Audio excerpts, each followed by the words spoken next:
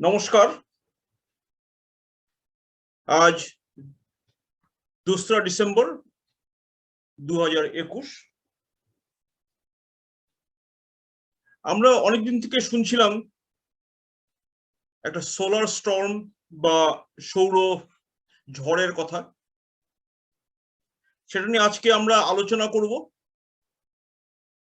কোচবিহার জেলা কমিটি পশ্চিমবঙ্গ বিজ্ঞান মঞ্চের তরফ থেকে। আপনারা আগেও দেখেছেন, আমরা অনেকগুলো প্রোগ্রাম করেছি। ফেসবুক লাইভ, ফেসবুকে অনেকে আছেন, অনেকে আমাদের সঙ্গে জুম প্ল্যাটফর্মে আছেন, আরো অনেকে আসবেন। আমাদের সঙ্গে আছেন আমাদের কোচবিহার জেলা কমিটির সম্পাদক অসীম সাহা মহাশয়, এবং আজকে আমাদের মূল বক্তা মোহাম্মদ শেখ আনসার, উনি হুগলি জেলা কমিটির সদস্য পশ্চিমবঙ্গ বিজ্ঞান মঞ্চের। উনি আগেও আমাদের সঙ্গে অনেকবার বিভিন্ন সময় আমাদের সঙ্গে ছিলেন, আপনারা শুনেছেন, আপনারা প্রশ্ন রেখেছেন, আলোচনা করেছেন। তা আজকেও আমরা আশা করব আপনারা যারা ফেসবুকে আছেন আমাদের সঙ্গে, তারা দয়া করে আপনাদের প্রশ্নগুলো রাখবেন। আপনাদের জিজ্ঞাসা কিছু থাকলে আপনারা জানতে চাইবেন, আরো কিছু যদি আপনারা কিছু মন্তব্য করতে চান সেটাও রাখবেন। আর যারা জুমে আছেন তারা তো সরাসরি কথা বলতেই পারবেন। যদি সরাসরি কথা বলতে চান আগে একটা হাত তুলবেন, আমরা আপনাদের সুবিধা করে দেব। আর তাছাড়াও ওনার বক্তব্য শেষ হওয়ার পরে সময় থাকলে আপনারা আপনাদের প্রশ্নগুলো নেব। আবার আমরা ঠিক 1 ঘন্টার মধ্যে প্রশ্নটা আমাদের আজকের অনুষ্ঠানটা শেষ করব। আমি আজকে সময় নেব না। আমি আমাদের সঙ্গে আছেন আমাদের সম্পাদক, জেলা সম্পাদক অসীম সাহা মহাশয়, ওনাকে বলবো দুটো বক্তব্য রাখার জন্য, তারপরে আমরা শুরু করে দেব। অসীম বাবু, আপনি মিউট হয়ে আছেন, আপনাকে একটু আপনি ইয়ে করে নিন, আনমিউট করে নিন। অসীম বাবু আনমিউট করুন, আপনি কো-হোস্ট আছেন।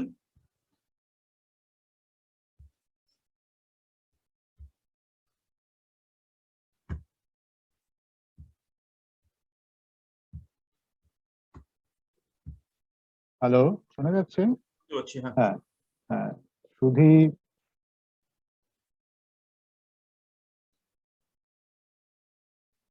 শোনা যাচ্ছে না।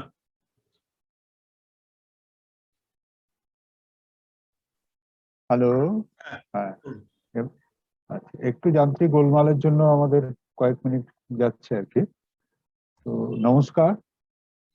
আজকের আমাদের এই ওয়েবিনারে যারা উপস্থিত আছেন, আমাদের আজকের এই ওয়েবিনারের মুখ্য বক্তা শেখ আনসার মহাশয় এবং আমাদের সংগঠনের সহসভাপতি তথা আজকের এই অনুষ্ঠানের মুখ্য সঞ্চালক, এবং রয়েছেন আমাদের জেলা সংগঠনের বিভিন্ন প্রতিনিধি। সবাইকে এই মুহূর্তে দেখতে পাচ্ছি না আমি। আর এছাড়া আমাদের প্রিয় ছাত্রছাত্রী যারা উপস্থিত আছো, এবং মাননীয় শিক্ষক শিক্ষিকা বৃন্দ অনেকে উপস্থিত থাকার কথা, হয়তো সবাই এখনো ঢোকেননি কি ফেসবুকে আছেন।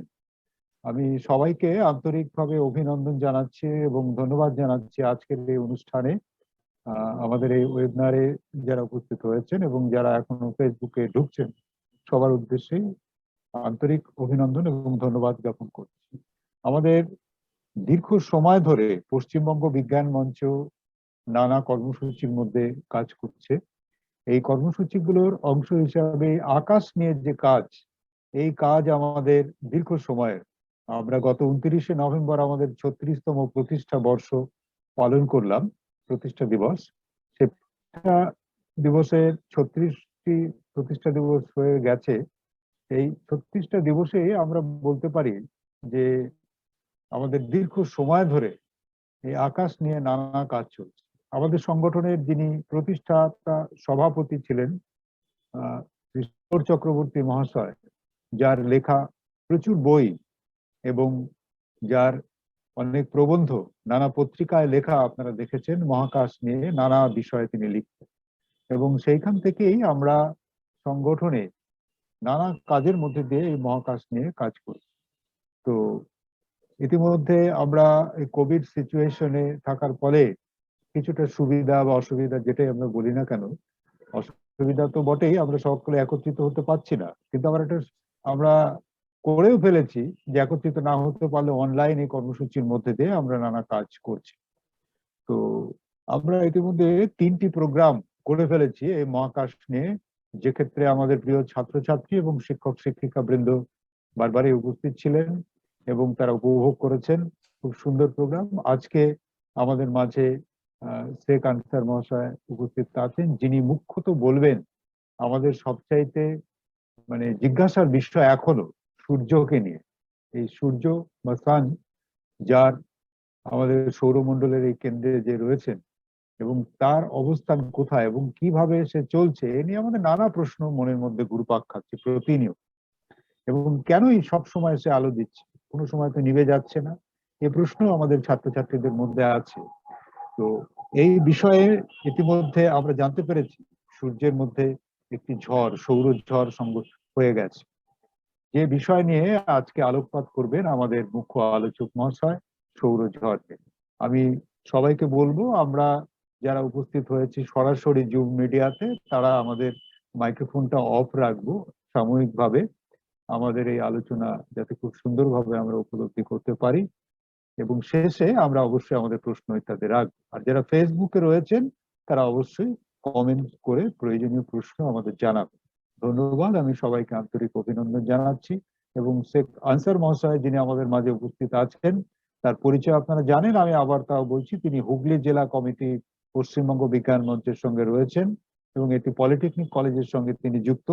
এছাড়া তিনি এই মহাকাশ নিয়ে সারা বছরই নানা ধরনের কর্মসূচি করেন এবং নিজে তিনি টেলিস্কোপ তৈরি করেন, যেটা আমাদের কাছে একটি বাড়তি পাওনা। ইতিমধ্যে আমাদের পার্শ্ববর্তী জেলা আলিপুরদুয়ার তিনি তারা টেলিস্কোপ তাদের কাছ থেকে চেয়ে পাঠিয়েছে।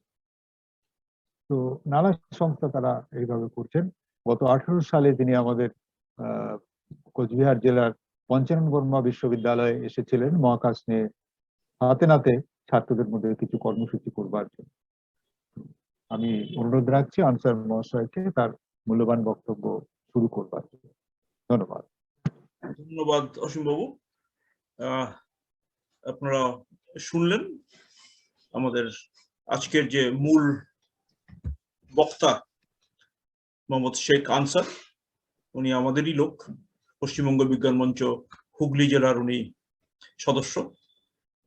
এবং টেলিস্কোপের ব্যাপারটা আরেকবার বলে রাখা ভালো আগের থেকেই, অনেকেই হয়তো ইন্টারেস্ট থাকতে পারে, আপনারা যোগাযোগ করতে পারেন। উনি কিন্তু নিজের হাতে টেলিস্কোপ বানান এবং প্রয়োজনে নয়, উনি আসবেনই। উনি কোচবিহার থেকে বললে উনি আসবেন, এসে এটাকে পুরো দেখিয়ে যাবেন কিভাবে এটাকে ব্যবহার করতে হয়, কিভাবে রাখতে হয়, সব পুরো ব্যাপারটাই উনি বুঝিয়ে দেবেন। এর জন্য কিন্তু আপনারা যোগাযোগ করতেই পারেন ওনার সঙ্গে। তো সূর্য নিয়ে তো আমাদের প্রচুর প্রশ্ন থেকেই যায়। সৌরঝড়ের কথা আমরা শুনে আসছি বেশ কিছুদিন থেকেই, এবং শুনছিলাম প্রায় 16 লক্ষ কিলোমিটার ঘন্টায় সৌরঝড়টা আছড়ে পড়বে হয়তো। এখন তাতে কি ক্ষতি, কি লাভ, কি হতে চলেছে আমরা সঠিকভাবে কিছুই জানি না। এসব নিয়ে বিস্তারিত ভাবে আমাদের সামনে বলার জন্য আমি অনুরোধ করছি আমাদের আজকে মূল বক্তা মোহাম্মদ শেখ আনসার আমাদের সঙ্গেই আছেন। নমস্কার মোহাম্মদ আনসার, আপনি যদি আমাদের সঙ্গে আছেন, এতবার ছিলেন, এখনো আছেন। আপনাকে কষ্ট দিয়ে আমরা কষ্ট দিয়ে একটু আনন্দই পাই, আপনার কাছ থেকে অনেক কিছু শিখতে পারি। আর তার পরিবর্তে অবশ্য আমাদের দেওয়ার কিছুই নেই, আমরা শুধু শুনেই যাই একতরফা। তো আজকে আপনি আছেন, আমাদের সমৃদ্ধ করবেন। আপনার বক্তব্য শুরু করতে পারেন। আপনাকে কো হোস্ট করা আছে, আপনি যদি প্রেজেন্ট করতে চান প্রেজেন্ট আপনি করতেই পারছেন কোনো কিছু। মোহাম্মদ শেখ আনসার, আপনার মিউট করা আছে, আপনি একটু আনমিউট করে নিন। করে দিলাম। এই তো স্টার্ট কর। নমস্কার, আমি নির্মলা সাহা।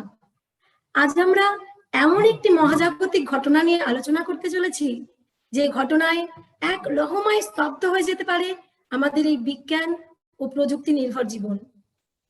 ধেয়ে আসছে সৌরঝড়, আছড়ে পড়বে পৃথিবীর বুকে।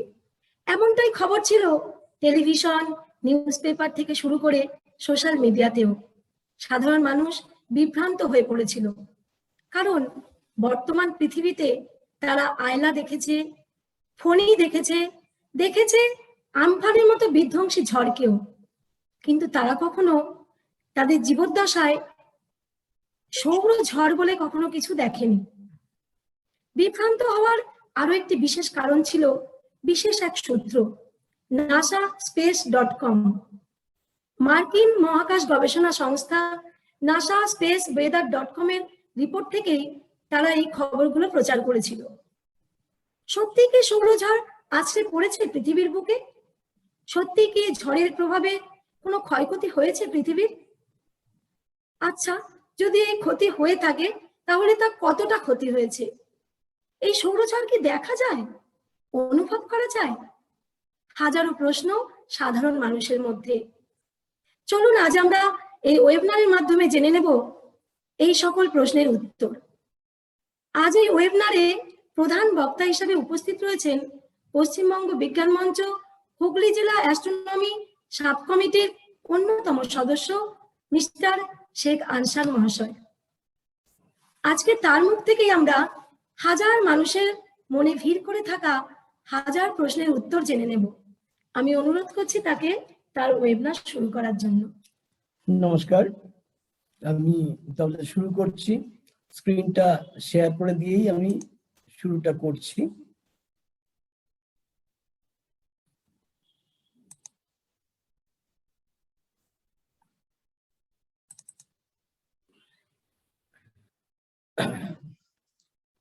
মিসেস নির্মলা সাহা এতক্ষণ যা বললেন, অ্যাকচুয়ালি অক্টোবরের শুরু থেকেই আমরা প্রায় এই জিনিসটা দেখে আসছি, খবরের কাগজে, টেলিভিশনে শুনে আসছি, দেখে আসছি, সোশ্যাল মিডিয়াতে। তো এই নিয়ে সত্যি সাধারণ মানুষের মধ্যে, অবশ্যই সব মানুষ নয়, সাধারণ মানুষের মধ্যে একটা সাড়া পড়ে গিয়েছিল যে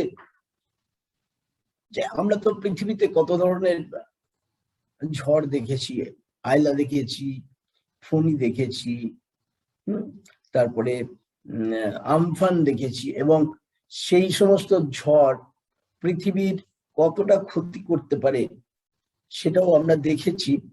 কিন্তু আজ আমরা যারা পৃথিবীতে বর্তমান রয়েছি, তারা একদম যারা খুব এজেড, তারা হয়তো না দেখলেও বা না অনুভব করলেও কখনো হয়তো এই সৌরঝড় ব্যাপারটা কথা শুনেছেন, কিন্তু তারা বোঝেনও না, জানেনও না।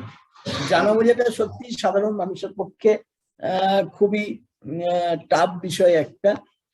সেই কারণেই আজ পশ্চিমবঙ্গ বিজ্ঞান মঞ্চ হুগলি এবং কুচবিহার ডিস্ট্রিক্ট কমিটি জয়েন্টলি যে ওয়েবিনার, সে ওয়েবিনারের মাধ্যমে আমি সাধারণ মানুষের মনে যে হাজারো প্রশ্ন রয়েছে সেটা তার উত্তর দেওয়ার চেষ্টা করবো। কতখানি পারবো সেটা জানি না, তবে আমি আমার দিক থেকে 100% দেওয়ার চেষ্টা করব।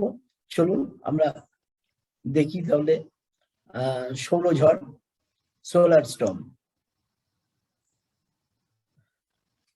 আগেই বলেছি, মিসেস নির্মলা সাহাও বলেছেন যে খবরের কাগজ, টেলিভিশন, সোশ্যাল মিডিয়া, ইন্টারনেট মানে গুগল, সমস্ত জায়গাতেই অক্টোবরের প্রথম দিকটাতে একটা শিরোনাম হিসেবে যেটা দেখা যাচ্ছিল সেটা হচ্ছে 16 লক্ষ কিলোমিটার প্রতি ঘন্টা বেগে শক্তিশালী ঝড় ধেয়ে আসছে পৃথিবীর দিকে, আসে পড়বে পৃথিবীর বুকে, তছনছ হয়ে যাবে সমস্ত কমিউনিকেশন সিস্টেম।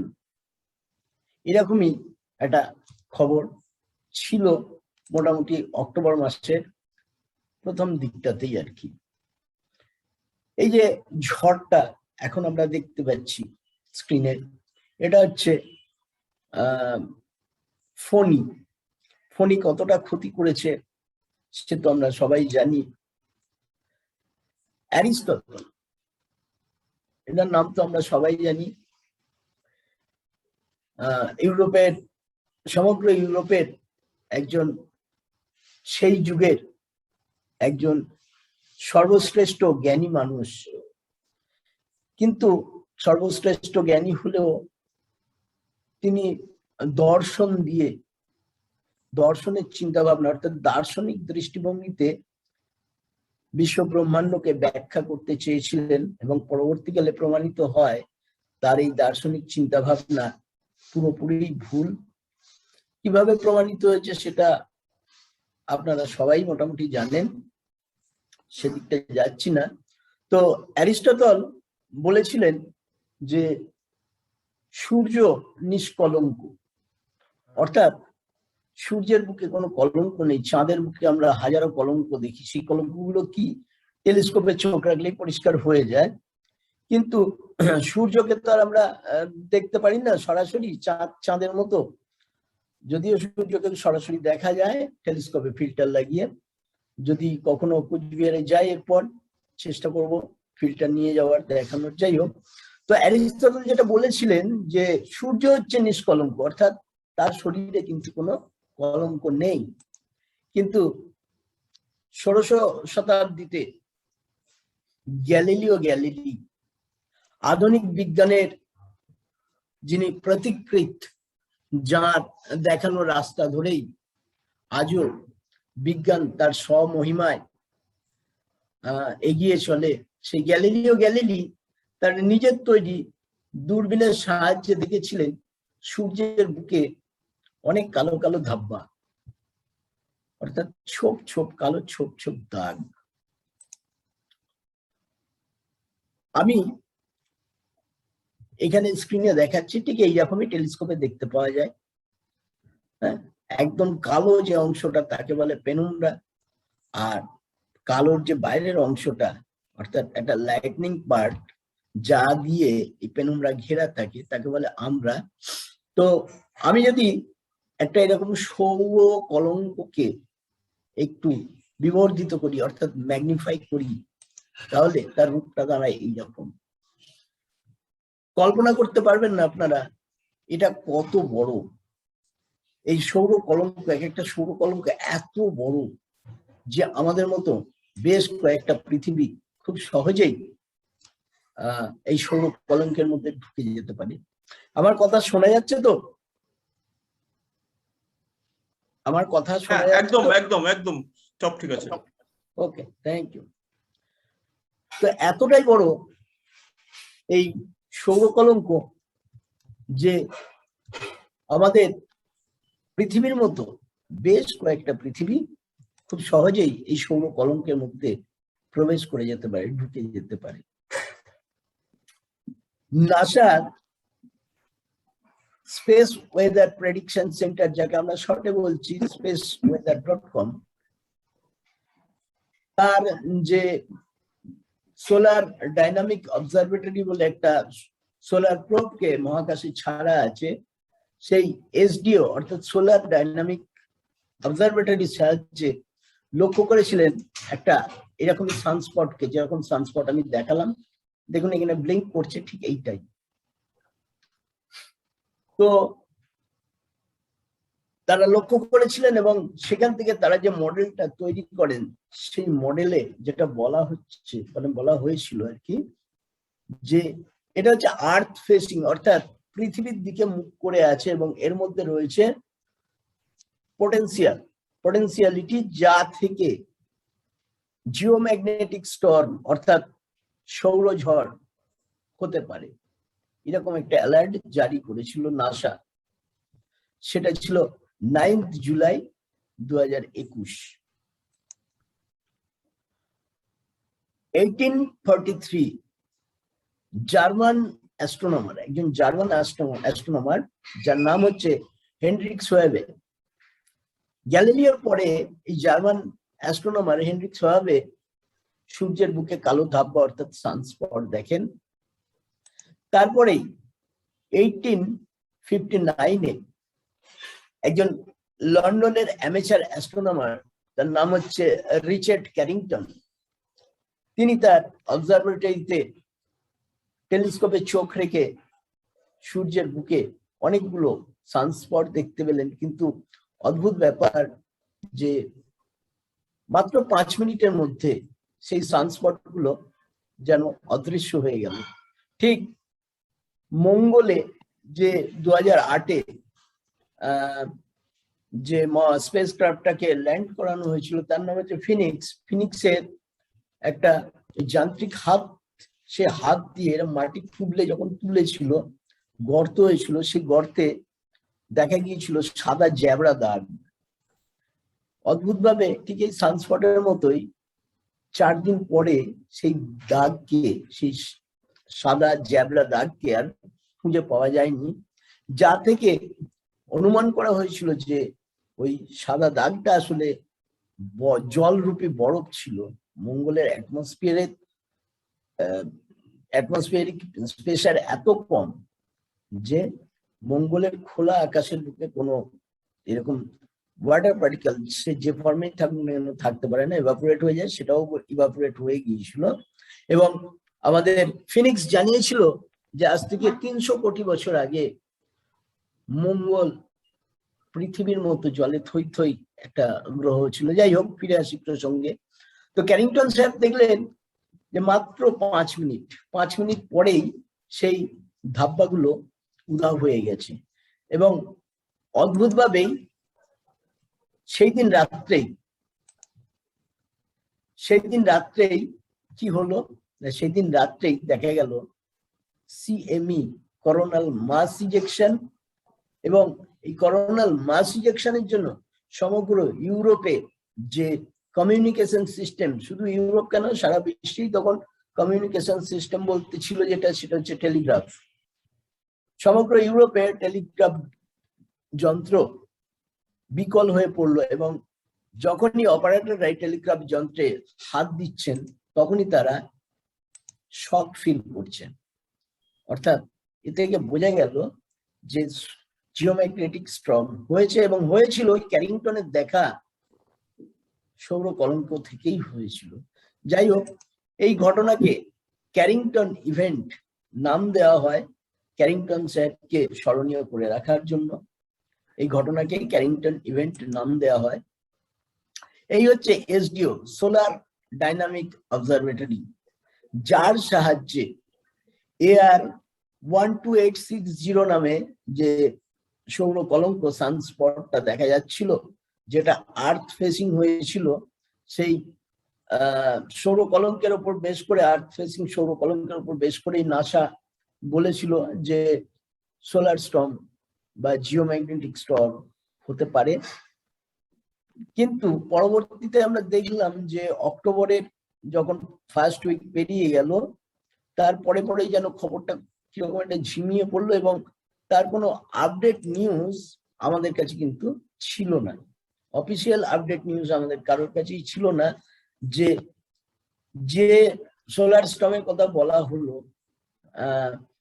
সেই সোলার স্টর্মের কোনো আপডেট নিউজ আমাদের কাছে ছিল না। সেটার কি হলো, কোনো অফিসিয়াল খোঁজ খবর আমাদের কাছে ছিল না। যাই হোক, যদি আজকে দাঁড়িয়ে 1859-এর মতো ক্যারিংটন ইভেন্ট হতো, অর্থাৎ আজকে আমরা যেভাবে বিজ্ঞান এবং প্রযুক্তি নির্ভর জীবন যাপন করি বা লাইফ লিড করি, তাহলে কিন্তু হয়ে যেত চরম সর্বনাশ। কি সেই সর্বনাশ? সেটা জানতে গেলে, বুঝতে গেলে আমাদের জানতে হবে আগে সূর্যকে, কারণ জানবো তো সৌরঝড় মানে সূর্যের ঝড়কে। তো সূর্যের ঝড়কে জানতে গেলে আমাদের আগে সূর্যকে ভালো করে বুঝতে হবে, জানতে হবে, তার এক্সটার্নাল ইন্টারনাল স্ট্রাকচার বুঝতে হবে, তার অ্যাক্টিভিটি বুঝতে হবে। সমস্ত কিছু বুঝলে তবেই আমরা বুঝতে পারবো যে what is solar storm or magnetic storm, geomagnetic storm, geomagnetic storm. আমরা জানি যে আজকে যে আমাদের এই ইন্দ্রিয় গ্রাহ্য জগৎ, সেই ইন্দ্রিয় গ্রাহ্য জগৎ আজ থেকে 1500 কোটি বছর আগে এরকমই একটি কালো বিন্দু, ছোট্ট একটা, এটা তো আমি অনেক বড় করেছি, একটা ছোট্ট বিন্দুর মধ্যে নিহত ছিল। সন্নিহিত ছিল এবং সেই বিন্দুটার বিস্ফোরণ ঘটে, যাকে আমরা বলছি বিগ ব্যাং। সেই বিগ ব্যাংকের মধ্যে দিয়েই সূচনা হয় আমাদের ইউনিভার্স বা ব্রহ্মাণ্ডের, বিশ্ব ব্রহ্মাণ্ডের। আমাদের এই ইউনিভার্সের অনেক গ্যালাক্সি আছে। বিজ্ঞানীরা হিসেব করে দেখেছেন প্রায় 10,000 কোটি গ্যালাক্সি আছে এবং প্রত্যেকটা গ্যালাক্সির আন্ডারে রয়েছে প্রায় 10,000 কোটি করে তারা বা নক্ষত্র। এখন এই গ্যালাক্সির এপার থেকে ওপার, অর্থাৎ গ্যালাক্সির যে ডায়ামিটার, সেই পরিধিটা কত? সেই পরিধিটা হচ্ছে 1,00,000 আলোকবর্ষ। অর্থাৎ আলোকের গতিতে যদি একটা মানুষ এইখান থেকে ছুটতে শুরু করে, তাহলে সে যখন এখানে এসে পৌঁছবে, সে পৌঁছতে তার সময় লাগবে 1,00,000 বছর।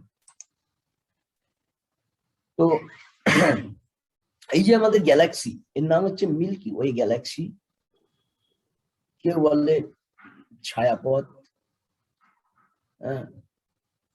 বাংলায় যাকে বলি। তো যাই হোক, এই ছায়াপথ যে কেন্দ্র, এই যে কেন্দ্র, এখানে দুটো বড় বড় ব্ল্যাক হোল আছে, স্যাজিটেরিয়াস এ এবং স্যাজিটেরিয়াস বি। যাই হোক, যখন ব্ল্যাক হোল নিয়ে পরবর্তীকালে অনুষ্ঠান করবো তখন বলবো। তো এই যে কেন্দ্র, গ্যালাক্সির কেন্দ্র থেকে প্রায় 24,000 আলোকবর্ষ দূরে একটা নিভৃত বাহুর অন্তঃপুরে রয়েছে আমাদের সূর্য। সূর্য কিন্তু খুব একটা সাধারণ নক্ষত্র, খুব একটা সাধারণ তারা, কারণ সূর্যের থেকে অনেক বড় বড় নক্ষত্র আমাদের মহাকাশে রয়েছে, ব্রহ্মাণ্ডে রয়েছে। যাই হোক, গ্যালাক্সির যে কেন্দ্র, সেই কেন্দ্র থেকে 24,000 আলোকবর্ষ দূরে রয়েছে সূর্য। শুধু সে একা নেই, তার যে সদস্য, পরিবারের সদস্য, সেই সদস্যকে নিয়ে গড়ে তুলেছে তার সংসার, যাকে আমরা বলি সৌর সংসার। এই হচ্ছে আমাদের সৌর সংসার বা সৌরমণ্ডল, যার একচ্ছত্র অধিপতি হচ্ছেন আমাদের সূর্য। তো সূর্য গ্যালাক্সির কেন্দ্রকে ধরে, গ্যালাক্সির কেন্দ্রকে কেন্দ্র করে সমস্ত সদস্যদের নিয়ে, বাড়ির সমস্ত সদস্য, যেন বাড়ির কর্তা বাড়ির সদস্যদের নিয়ে ঠাকুর দেখতে বেরিয়েছেন বা মেলা দেখতে বেরিয়েছে, এরকম একটা ব্যাপার। যাই হোক, তো সদস্যদের নিয়ে গ্যালাক্সির কেন্দ্রকে ধরে বাই বাই করে ঘুরছে। 220 কিলোমিটার প্রতি সেকেন্ডে সেই গ্যালাক্সির কেন্দ্রকে কেন্দ্র করে ঘুরে যাচ্ছে। গ্যালাক্সির একটা পয়েন্ট থেকে সেই পয়েন্টে ঘুরে আসতে, অর্থাৎ একটা চক্কর খেতে সূর্যের সময় লাগে 25 কোটি বছর। সেই হিসেবে সূর্য আমাদের গ্যালাক্সিকে কেন্দ্র করে গ্যালাক্সির চারধারে মাত্র 20 বার ঘুরে এসেছে। আকাশ ভরা সূর্য তারা, আমরা বলি না, বিশ্ব ভরা প্রাণ তাহারি মাঝখান। এই আকাশ ভরা সূর্য তারা, এরা কারা? কোথা থেকে এলো? কোথায় যাবে? কি এদের ভবিষ্যৎ? এই নক্ষত্র বা তারাদের কি মৃত্যু আছে আপনার আমার মতো? থাকলে সেই মৃত্যুটা কেমন? মরণোত্তর অবস্থাটাই বা কেমন? এসব জানার চেষ্টা করেছেন আমাদের প্রাচীন কালের মানুষরা। সে প্রাচীন কাল থেকেই এই সমস্ত বিষয় নিয়ে মানুষ চর্চা করে আসছে, যে চর্চা একদম আধুনিক পরিণতি হচ্ছে আজকের জ্যোতির্বিজ্ঞান। তো 19 শতকের দুজন নামকরা জ্যোতির্বিজ্ঞানী, অবশ্যই জার্মানের, হারমান বর্ন এবং উইলিয়াম, এরা দুজনেই মনে করতেন যে মহাশূন্যের বুকে নক্ষত্র ঘন মেঘ ছাড়া আর কিছুই না। ঘন মেঘ নিজের মাধ্যাকর্ষণের মধ্যেই আবদ্ধ থাকে এবং আবদ্ধ থেকে ক্রমশ সংকুচিত প্রসারিত হতে থাকে। যতবার সংকুচিত প্রসারিত হয় তত তার মধ্যে তাপমাত্রা বাড়ে, বাড়তে বাড়তে এমন একটা পর্যায়ে চলে আসে সে মেঘটা যে দপ করে জ্বলে ওঠে, একটি নক্ষত্রের সৃষ্টি হয়। কিন্তু এই যে নক্ষত্ররা জীবন ভোর তাপ আর আলো ছড়িয়ে যাচ্ছে, এই পদ্ধতিতে যদি নক্ষত্র তৈরি হয় তাহলে সেই নক্ষত্রের আয়ু কতদিন হতে পারে? বিজ্ঞানীরা হিসেব করে দেখেছেন যে এইরকম ভাবে সৃষ্টি হওয়া নক্ষত্র বড়জোর 200 কোটি বছর বেঁচে থাকতে পারে, আলো আর তাপ ছড়াতে পারে। কিন্তু আমাদের সূর্য, আমাদের নক্ষত্র, সেই সূর্যের বয়স নিজের পক্ষে 500 কোটি বছর পেরিয়ে গেছে। তাহলে এই যে সূর্য বেঁচে রয়েছে এবং এই 500 কোটি বছর ধরে তাপ আর আলো দিয়ে যাচ্ছে আমাদের, তো এর বাড়তি যোগান, এই যে দিয়ে যাওয়ার শক্তির যে বাড়তি যোগান, সেই যোগানটা আসছে কোথায়? কারণ এই সিস্টেমে যদি নক্ষত্র তৈরি হয় তাহলে সেই নক্ষত্র তো 200 কোটি বছরের বেশি বাঁচবে না, বাঁচতে পারে না। বিজ্ঞানীরা হিসেব নিকেশ করে দেখেছেন, কিন্তু সূর্যের বয়স সেই জায়গায় 500 কোটি বছর কভার করে গেছে। তাহলে এই যে বাড়তি শক্তির যোগান কোথা থেকে আসছে? 19টা বছর কেটে গেল, এই প্রশ্নের কোনো উত্তর নেই, কোনো উত্তর নেই। শেষে British astrophysicist sir Arthur Eddington, উনি অনুমান করলেন যে সূর্য বা সূর্যের মতো নক্ষত্ররা যে কোনো উপায়েই হোক না কেন হাইড্রোজেনকে ফিউজ করে হিলিয়াম তৈরি করছে, তাতেই তাপ আর আলো সে জীবন ভোর দিতে পারছে। কিন্তু তিনি তার এই কথার স্বচ্ছ ব্যাখ্যা কিছু দিয়ে যেতে পারেননি। তার কারণ হচ্ছে তখনও আমাদের হাতে নিউক্লিয় পদার্থবিজ্ঞানের যে জ্ঞান, সে জ্ঞান এসে পৌঁছয়নি। ফলে তিনি তার বক্তব্যের স্বচ্ছ কোনো ব্যাখ্যা দিয়ে যেতে পারেননি। তারই ফেলে যাওয়া অসমাপ্ত কাজের ভার নিলেন তার দুজন সুযোগ্য শিষ্য, একজনের নাম হান্স ব্রিথে, অন্যজনের নাম কার্ল ভন ওয়েইজেস্কার। এরা দুজন প্রথমে পদার্থের অন্তঃস্থলে উঁকি মেরে দেখলেন এবং বুঝতে পারলেন যে সূর্য বা সূর্যের মতো নক্ষত্র যারা রয়েছে বা নক্ষত্র যারা রয়েছে তারা থার্মোনিউক্লিয়ার ফিউশন প্রসেসের মাধ্যমে, অর্থাৎ তাপ সংযোজন বিক্রিয়ার মাধ্যমে কি হচ্ছে, এই দীর্ঘদিন বা দীর্ঘ জীবন ধরে বেঁচে থাকছে এবং তাপ আর আলো ছড়াচ্ছে। আমরা জানি যে মহাকাশে চতুর্দিকে ছড়িয়ে রয়েছে বিভিন্ন অণু, বিভিন্ন পরমাণু আর কি, বা অ্যাটম। যেমন যদি আমি এই জায়গাটাকে একটুখানি এনলার্জ করে দেখাই, একটু বড় করে দেখাই, তাহলে একটা আইডিয়া করা যায় এইরকম আর কি। এই ধরনের অ্যাটম গুলো মহাশূন্যের কোনো একটা জায়গায় জমাট বাঁধে। কিসের জন্য? Due to gravitation. তারা তাদের মাধ্যাকর্ষণ শক্তির জেরে একে অপরের কাছে আসে, এসে জমাট বাঁধে।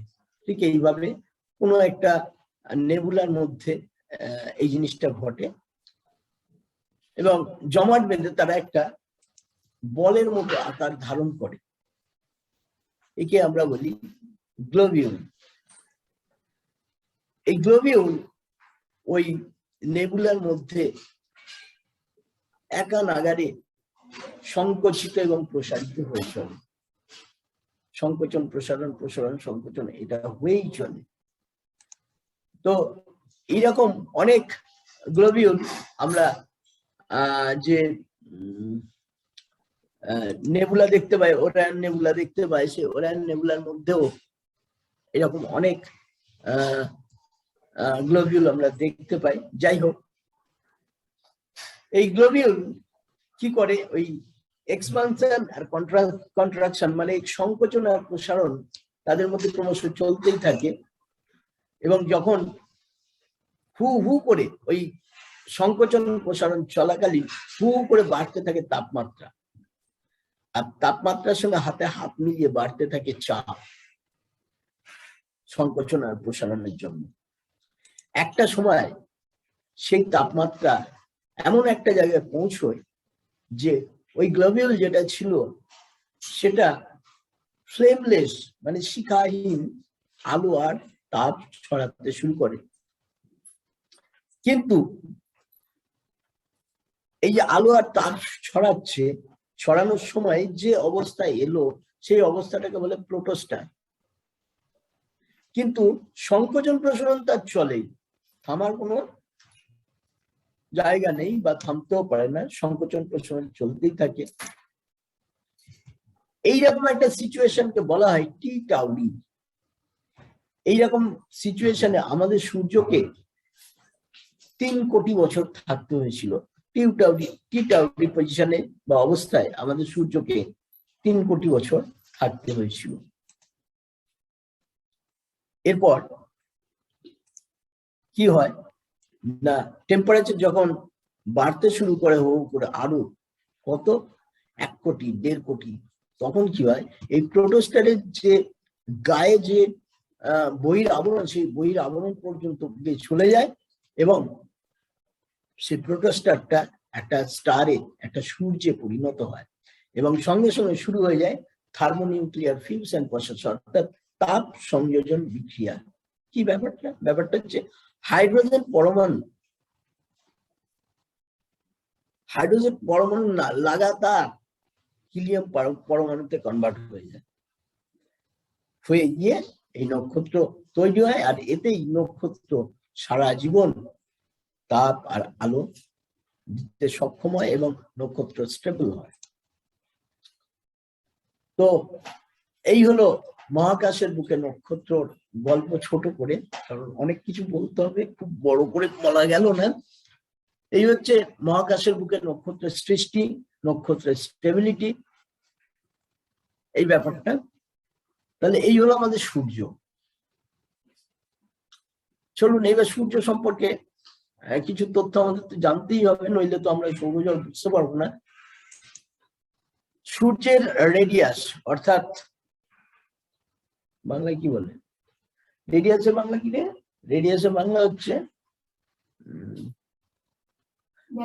ব্যাসার্ধ। সূর্যের ব্যাসার্ধ হচ্ছে 69,000 কিলোমিটার। এর মাস হচ্ছে 2 × 10⁻30 কেজি। সূর্যের কোর টেম্পারেচার হচ্ছে 1.5 crore মানে 1.5 কোটি ডিগ্রি। সারফেস টেম্পারেচার হচ্ছে 6000 ডিগ্রি।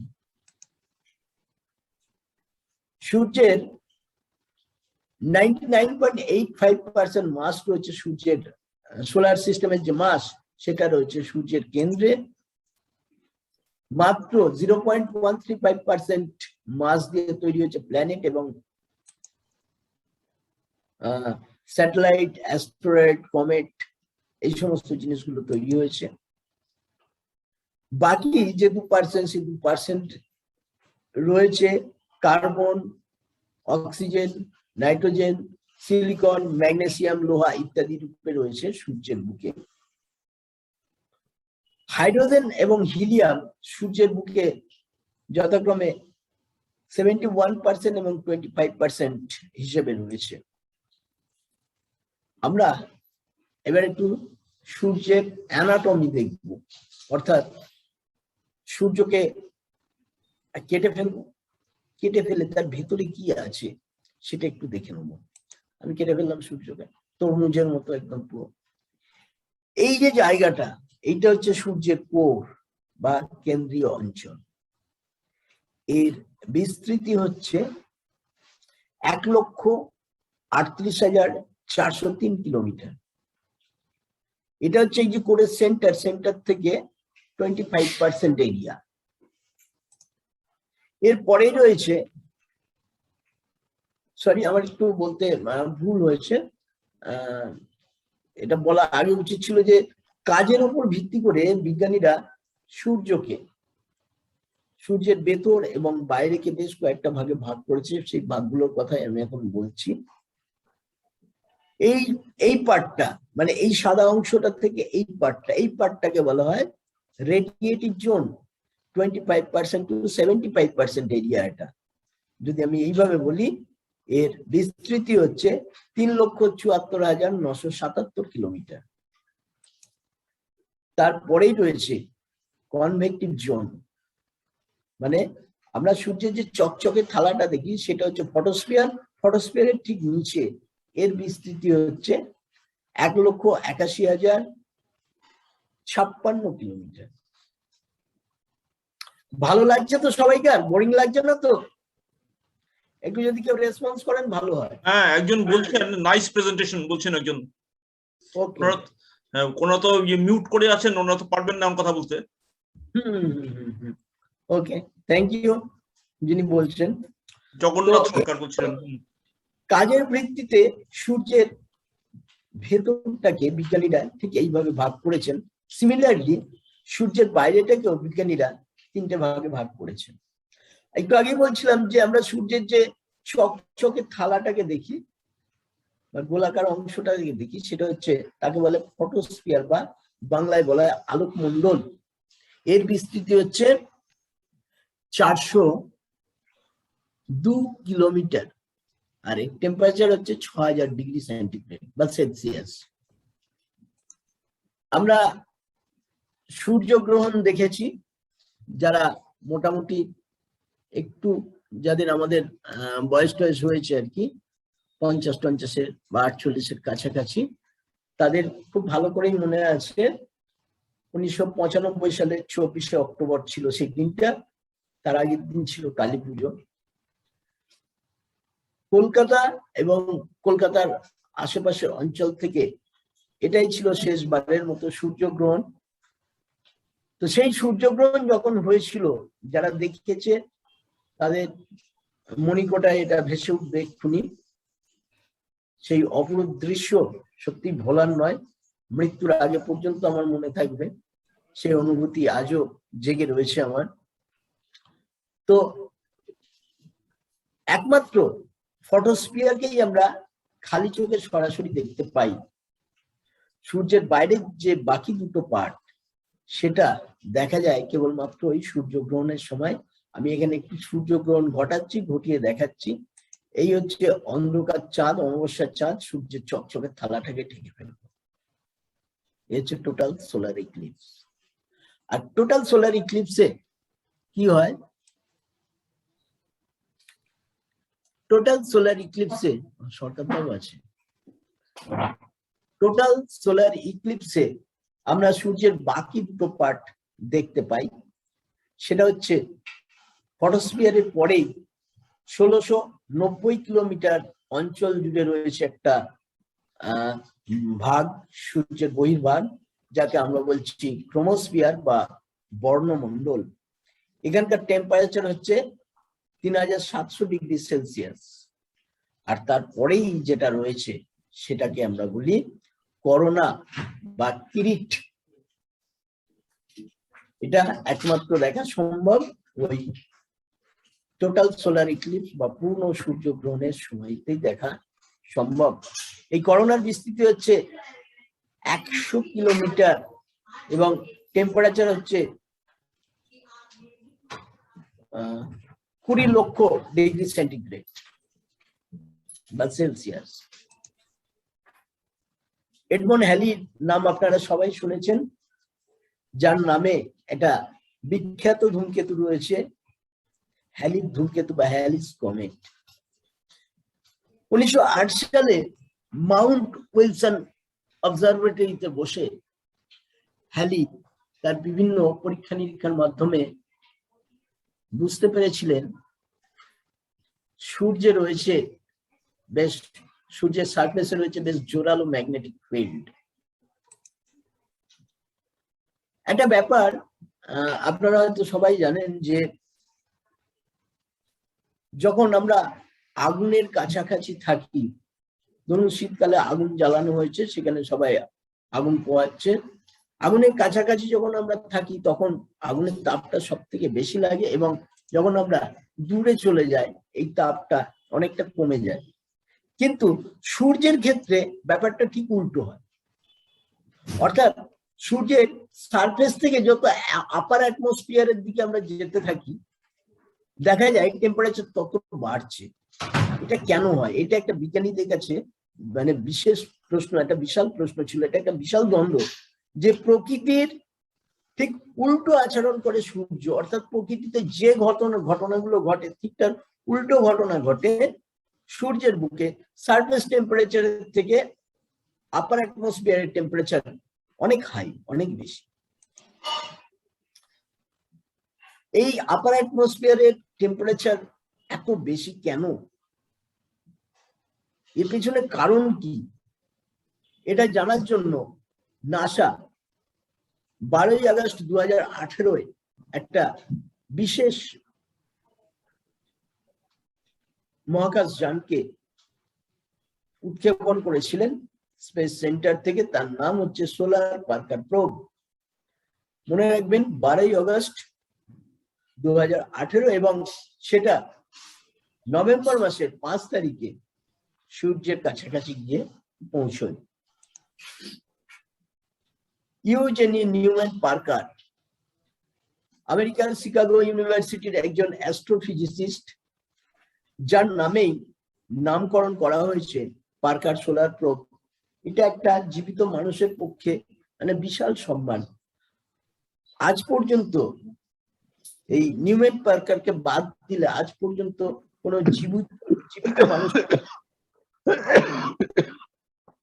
জীবিত মানুষের নামে কোনো মহাকাশযান বা প্রোবের নামকরণ করা হয়নি, ব্যতিক্রম ইউজেনি নিউম্যান পার্কার। তো হ্যালি পরেই উনি যেটা বুঝেছিলেন এবং ওনার গবেষণার বিষয় ছিল এটা, যে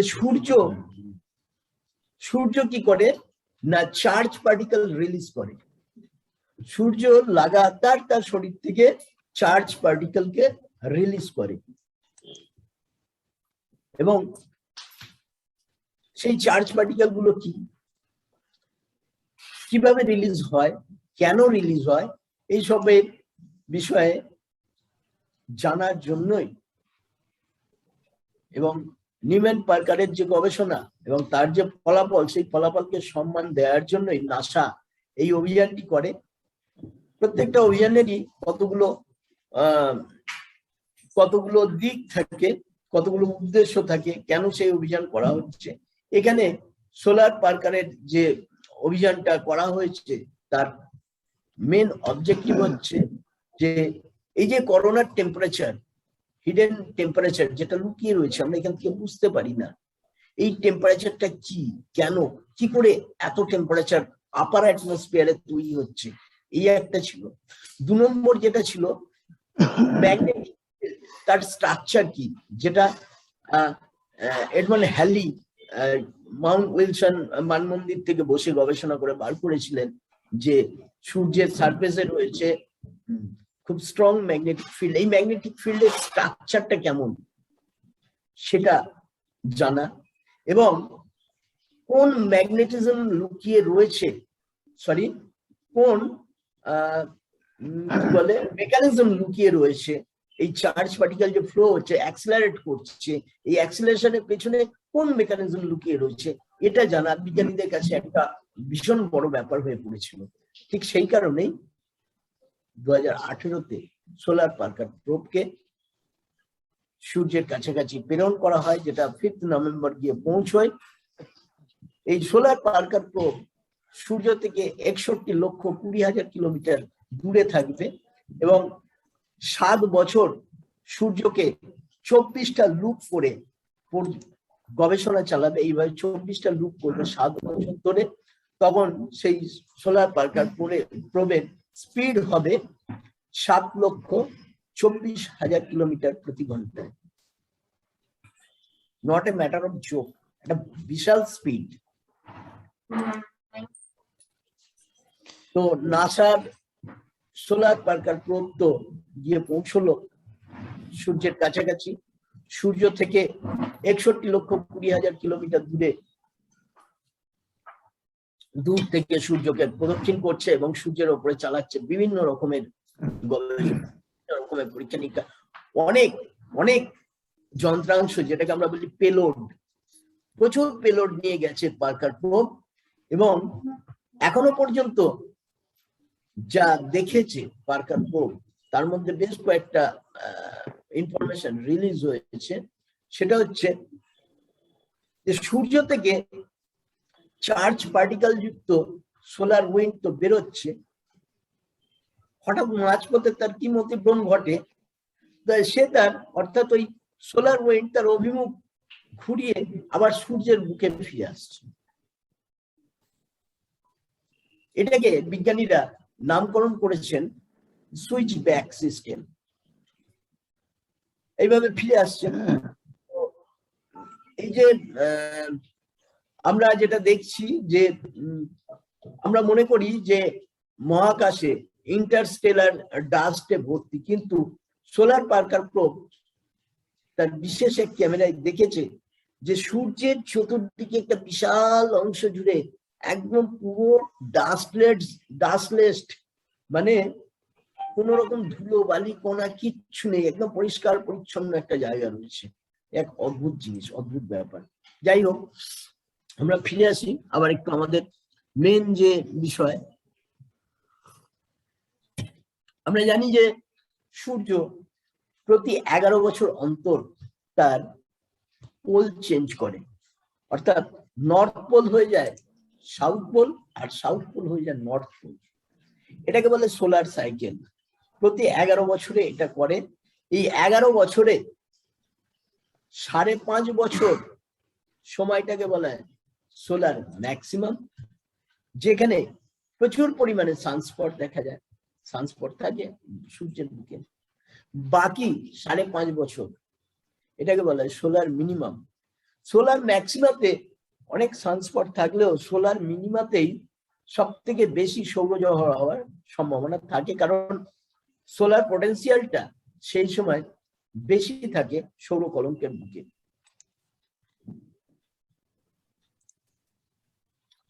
আমরা জানি যে আমাদের সৌরমণ্ডলের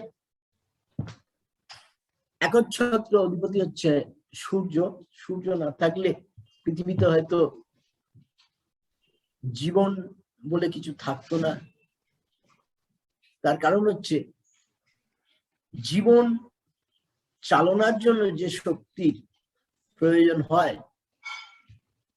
বা জীবনকে বেঁচে থাকার জন্য যে শক্তির প্রয়োজন হয় তা আসে একমাত্র সূর্য থেকে।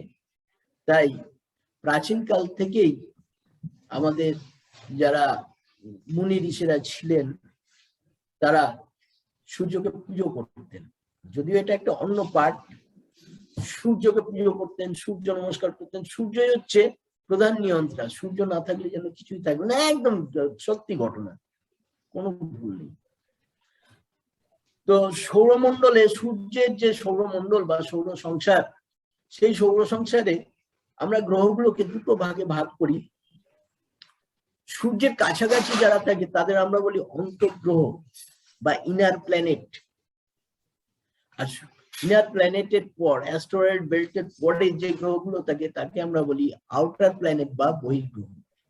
তা ইনার প্ল্যানেট গুলো মূলত রকি প্ল্যানেট, অর্থাৎ কি বলে পাথুরে গ্রহ আর কি। যেহেতু পাথুরে সেই জন্য সলিড। আর আমরা জানি সলিড বস্তু সে যখন ঘোরে তখন তার শরীরের সবটুকু অংশকে একসাথে নিয়ে ঘোরে। পাশাপাশি এটাও আমরা জানি যে সূর্য হচ্ছে একটা গ্যাসীয় গোলক। গ্যাসীয় গোলক যেহেতু, সূর্য তার শরীরের সবটুকু অংশকে নিয়ে একসঙ্গে ঘুরতে পারে না। তার শরীরের বিভিন্ন জায়গায় বিভিন্ন বস্তুর গতিবেগ বা ঘূর্ণন গতিবেগ বিভিন্ন রকম।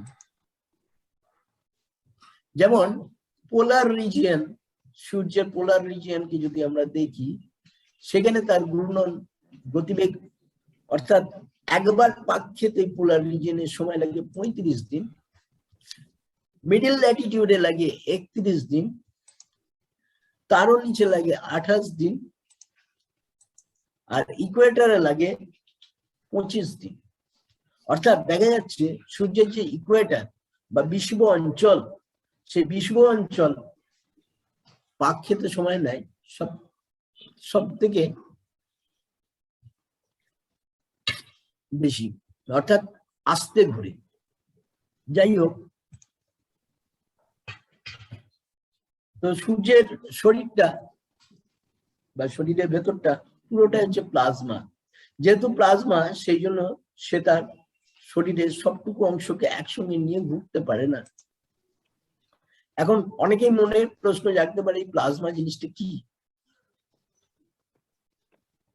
আমরা আমাদের পৃথিবীতে, শুধু পৃথিবী কেন, আন্তঃনাক্ষত্রিক রাজ্যেও আমরা যা দেখি তার বেশিরভাগটাই হচ্ছে প্লাজমা স্টেজে। আমাদের শরীরটাও রয়েছে একটা প্লাজমা স্টেটেই রয়েছে। আমরা পৃথিবীতে বস্তুর 3টে অবস্থা দেখি, কঠিন, তরল, বায়বীয়। কিন্তু প্লাজমা হচ্ছে বস্তুর 4র্থ রূপ বা 4th স্টেজ ম্যাটার। এই 4th স্টেজ অফ ম্যাটারটাই হচ্ছে প্লাজমা। কি রকম? যদি আমি একটা উদাহরণ নিই, একটা কন্টেনার, এই কন্টেনারের মধ্যে আমি কিছু কঠিন জিনিস, ধরার এক বরফ রেখেছি। এখন এই বরফকে আমি তাপ দিচ্ছি,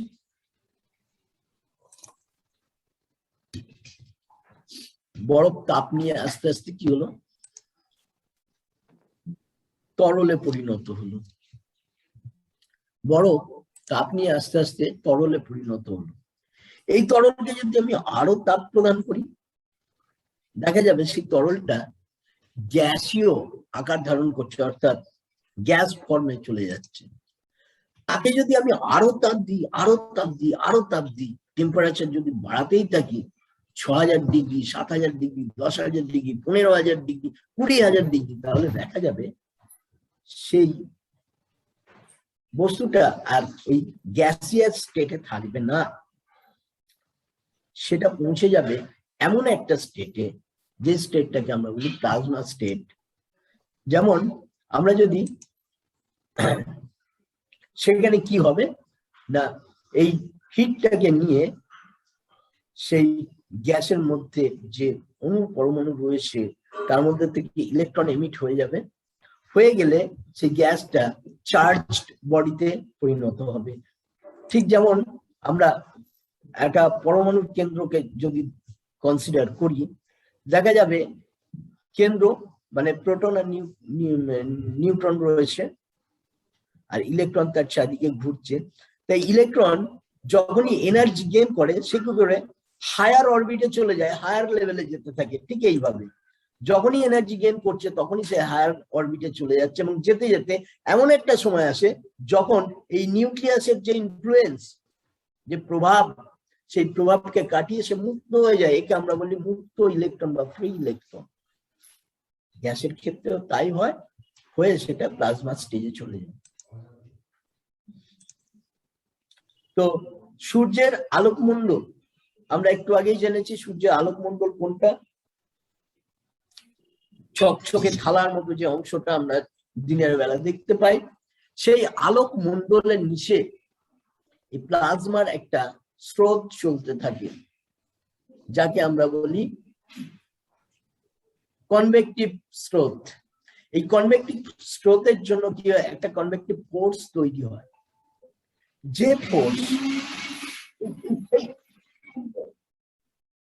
যে ফোর্স করে কি, সূর্যের ভেতরে যে ম্যাগনেটিক ফিল্ড রয়েছে সেই ম্যাগনেটিক ফিল্ডকে টুইস্ট করে দেয়, বা ম্যাগনেটিক ফিল্ড কি হয়ে যায়, ট্যাঙ্গেল আপ হয়ে যায়।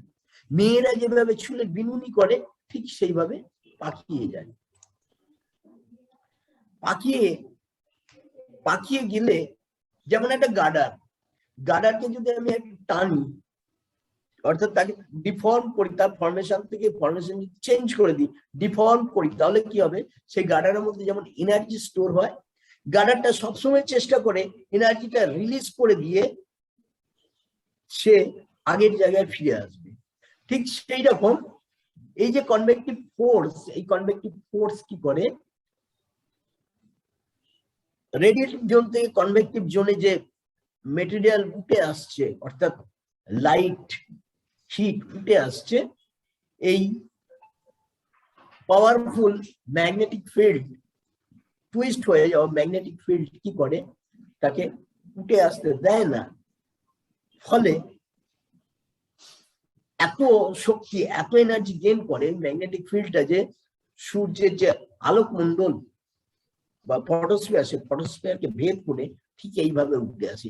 এটা অ্যাকচুয়ালি আমি যদি সূর্যের এই সারফেসটাকে একটুখানি কেটে ফেলি, এইভাবে যদি কেটে ফেলি, তাহলে দেখবো ম্যাগনেটিক ফিল্ড কিন্তু ঘুরছে, এবং সূর্যের যে পৃষ্ঠ, সেই পৃষ্ঠ অর্থাৎ আলোকমণ্ডলকে ভেদ করে ম্যাগনেটিক ফিল্ড উপরে উঠে আসছে, নর্থ পোল থেকে সাউথ পোলে ঘুরছে।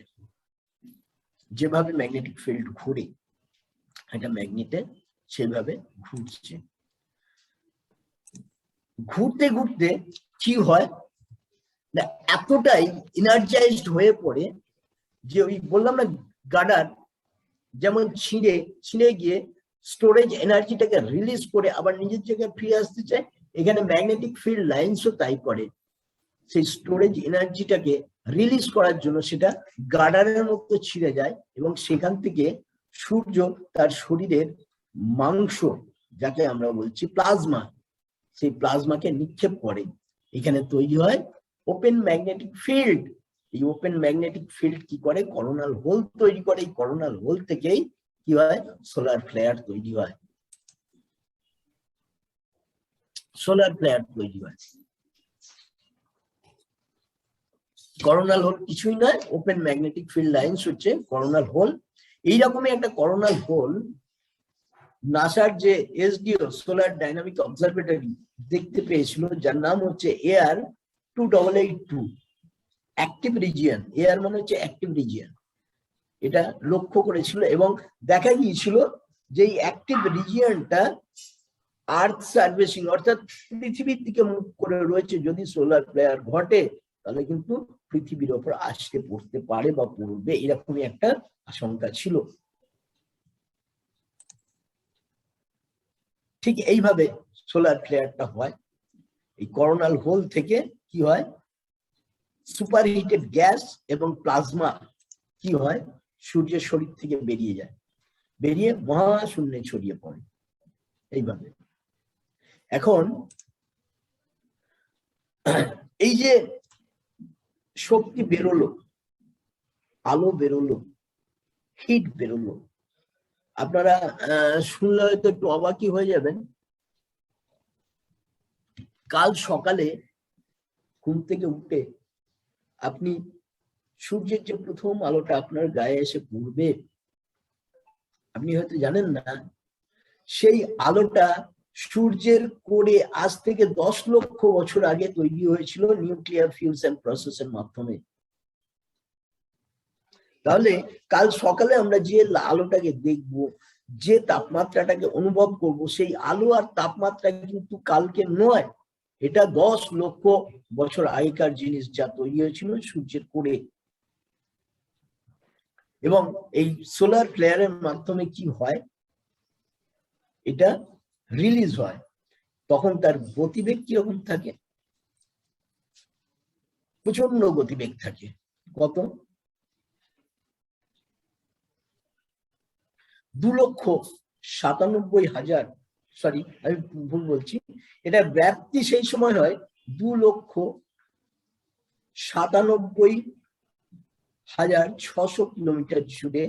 এবং এই সোলার ফ্লেয়ার মাত্র 8 মিনিটের মধ্যে আমাদের যায়, 4 ঘন্টার মধ্যে, সরি আমি ভুল বললাম, 80 মিনিটের মধ্যে শনি গ্রহের কাছে পৌঁছে যায়, 4 ঘন্টার মধ্যে পৌঁছে যায় নেপচুনের কাছে, এবং 18 ঘন্টার মধ্যে টোটাল সোলার সিস্টেমে ছড়িয়ে পড়ে এটা আস্তে আস্তে কসমস অর্থাৎ মহাজাগতিক জায়গায় মিশে যায়।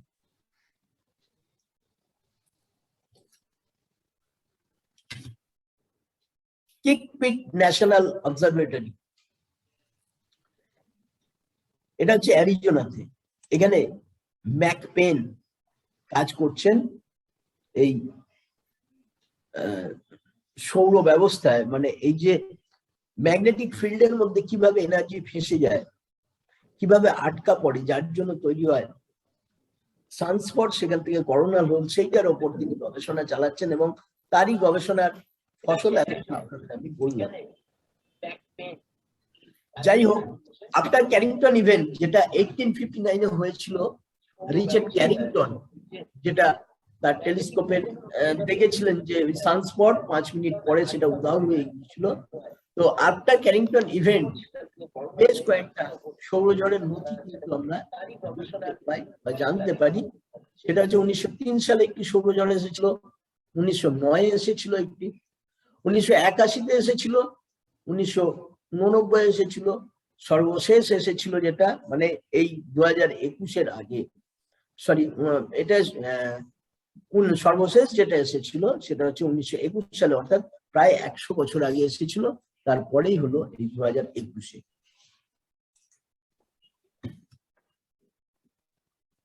ঠিক এইভাবে সোলার মাস ইজেকশন, করোনাল মাস ইজেকশন হয়, যেভাবে আপনারা এই ভিডিওতে দেখছেন। এখানে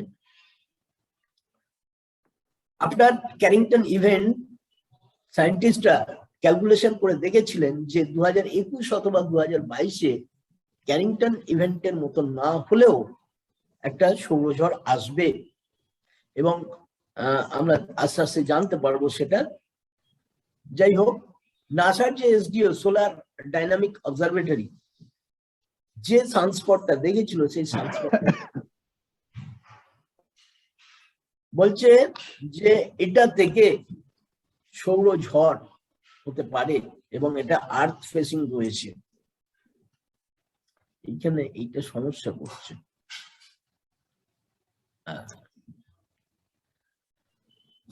এই যে করোনাল হোলটা, এই করোনাল হোলটা সূর্যের সঙ্গে রোটেট করছে এবং এর পজিশনটা হচ্ছে আর্থ ফেজিং পজিশন। এখন তাহলে সিএমই করোনাল মাস ইজেকশনটা কি? একটু আগেই আমি বললাম যে সোলার ফ্লেয়ার জিনিসটা কি না, ওই কনভেকটিভ জোনে কনভেকটিভ ফোর্সের জন্য কি হয়, ফ্লোটা আটকে যায় সূর্যের যে কোর হয়ে রেডিয়েটিভ জোন হয়ে, কোর থেকে রেডিয়েটিভ জোন, সেখান থেকে কনভেকটিভ জোন, এই যে আটকে যাওয়া এই ফোর্সটার জন্য ফলে কি হয়, ম্যাগনেটিক ফিল্ডের মধ্যে এনার্জি স্টোর হয়। সেই এনার্জি আবার কি হয়, ম্যাগনেটিক ফিল্ড লাইন্স গার্ডারের মতো ছিঁড়ে গিয়ে সেই এনার্জিটা রিলিজ হয়। এই সোলার ফ্লেয়ার। এই সোলার ফ্লেয়ারের একটা বিশাল রূপ হচ্ছে করোনাল মাস ইজেকশন বা সৌরঝড় বা জিওম্যাগনেটিক স্টর্ম।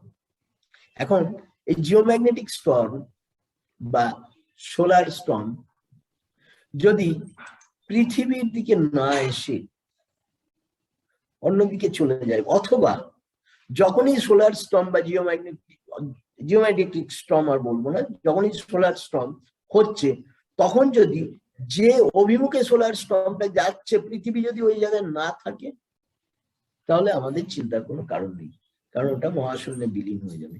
কিন্তু যদি থাকে তাহলে দুটো জিনিস হবে। নাম্বার ওয়ান, এই হচ্ছে করোনাল মাস ইজেকশন।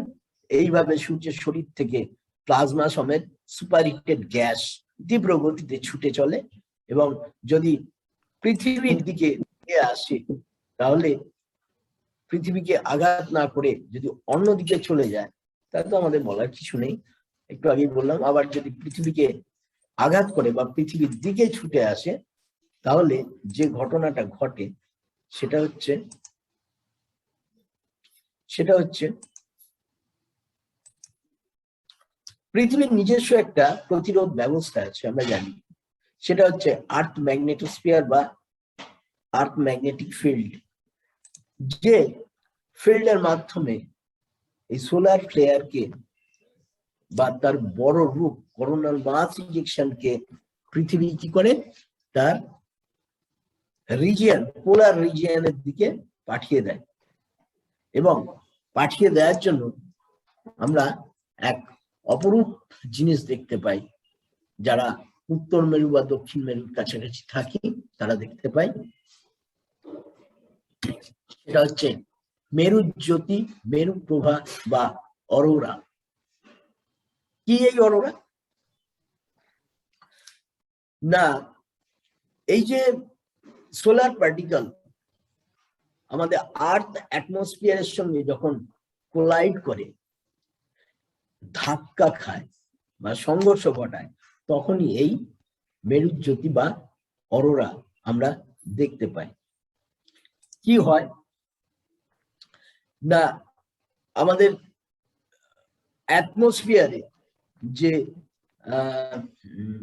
কি বলে যে পার্টিকেল গুলো রয়েছে বা যে গ্যাস গুলো রয়েছে, বিশেষ করে অক্সিজেন, নাইট্রোজেন, এইগুলোর সঙ্গে কি হয়, ওই ম্যাগনেটিক ফিল্ড যুক্ত সুপারহিটেড সোলার ফ্লেয়ারের কোলাইড হয়। কোলাইড হওয়ার জন্য কি হয় না, এরা অর্থাৎ অক্সিজেন এবং নাইট্রোজেন এনার্জাইজড হয়ে পড়ে এবং প্রোটন এমিট করে। এই প্রোটন এমিট করার জন্য কি হয়, ফোটন এমিট করে। এই ফোটন হচ্ছে ওয়ান কাইন্ড অফ এনার্জি, মানে আমরা ফোটন কণা, লাইটের সাদা লাইটের মধ্যে রয়েছে ফোটন কণা, আমরা জানি। এই ফোটনকে এমিট করে। এমিট করলে যেটা হয় সেটা হচ্ছে অক্সিজেনের সঙ্গে এই ফোটন কণা কি করে, কম্বাইন্ড হয়ে গিয়ে বা রিয়াকশন তৈরি করে গ্রিন আর রেড লাইট সৃষ্টি করে মেরু অঞ্চলে, পৃথিবীর মেরু অঞ্চলে। অন্যদিকে নাইট্রোজেনের সঙ্গে মিলেমিশে একাকার হয়ে গিয়ে ব্লু আর ডার্ক রেড কি করে, এমিট করে, ছড়ায়। যার জন্য আমরা এই মেরুজ্যোতি, মেরু প্রভা বা অরোরা দেখতে পাই। পৃথিবীর দুই পোলের কাছাকাছি আমরা যারা থাকি তারা দেখতে পাই, বা অনেকে অরোরা দেখার জন্য পোলার রিজিয়ন ঘুরতে যায় ইত্যাদি।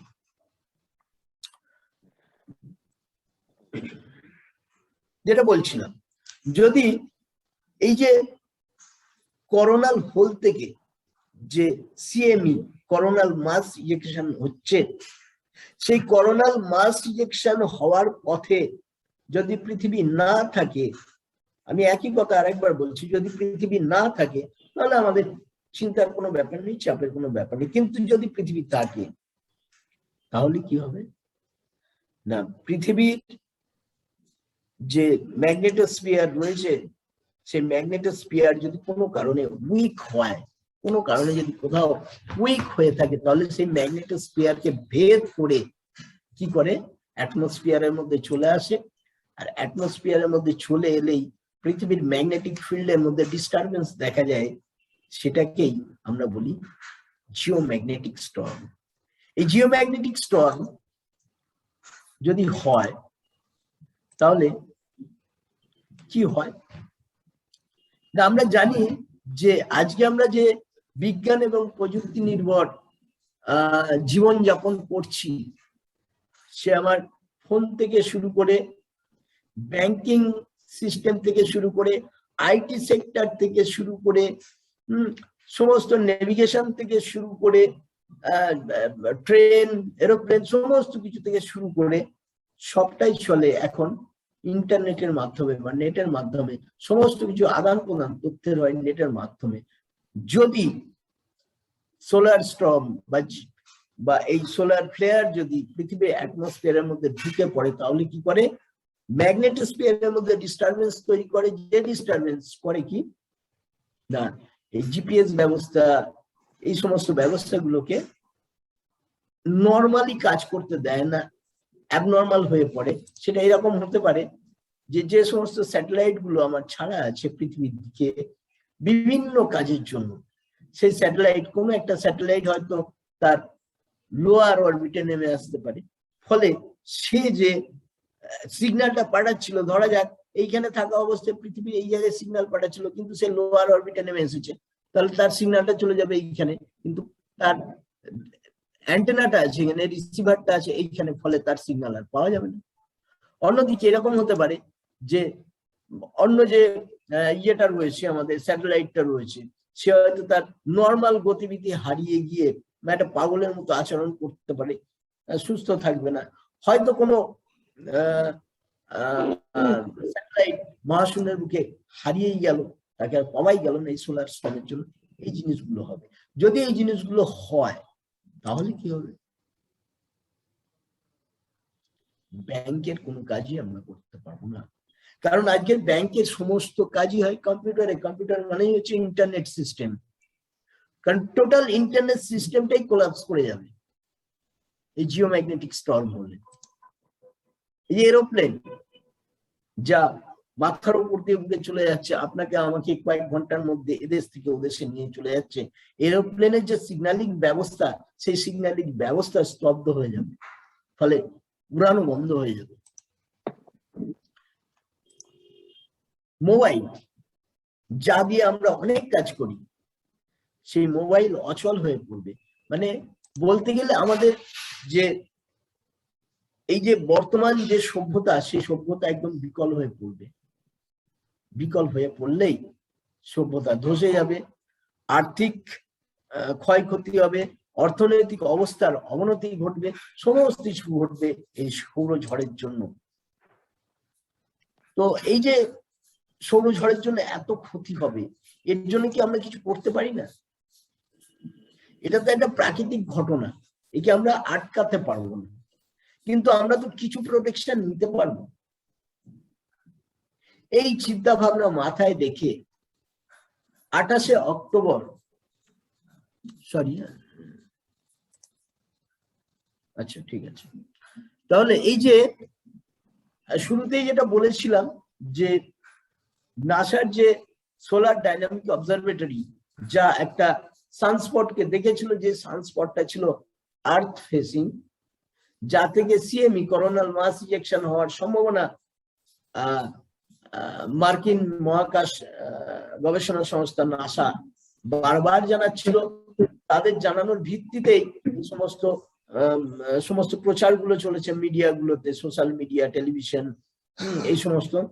তো 28শে অক্টোবর 2021 এয়ার 2887 একটা ওই রকম সৌর কলঙ্কের মধ্যে সোলার ফ্লেয়ার হওয়ার পোটেনশিয়ালিটি দেখা যায়, এবং 30শে অক্টোবর 2021 সিএমই হয়।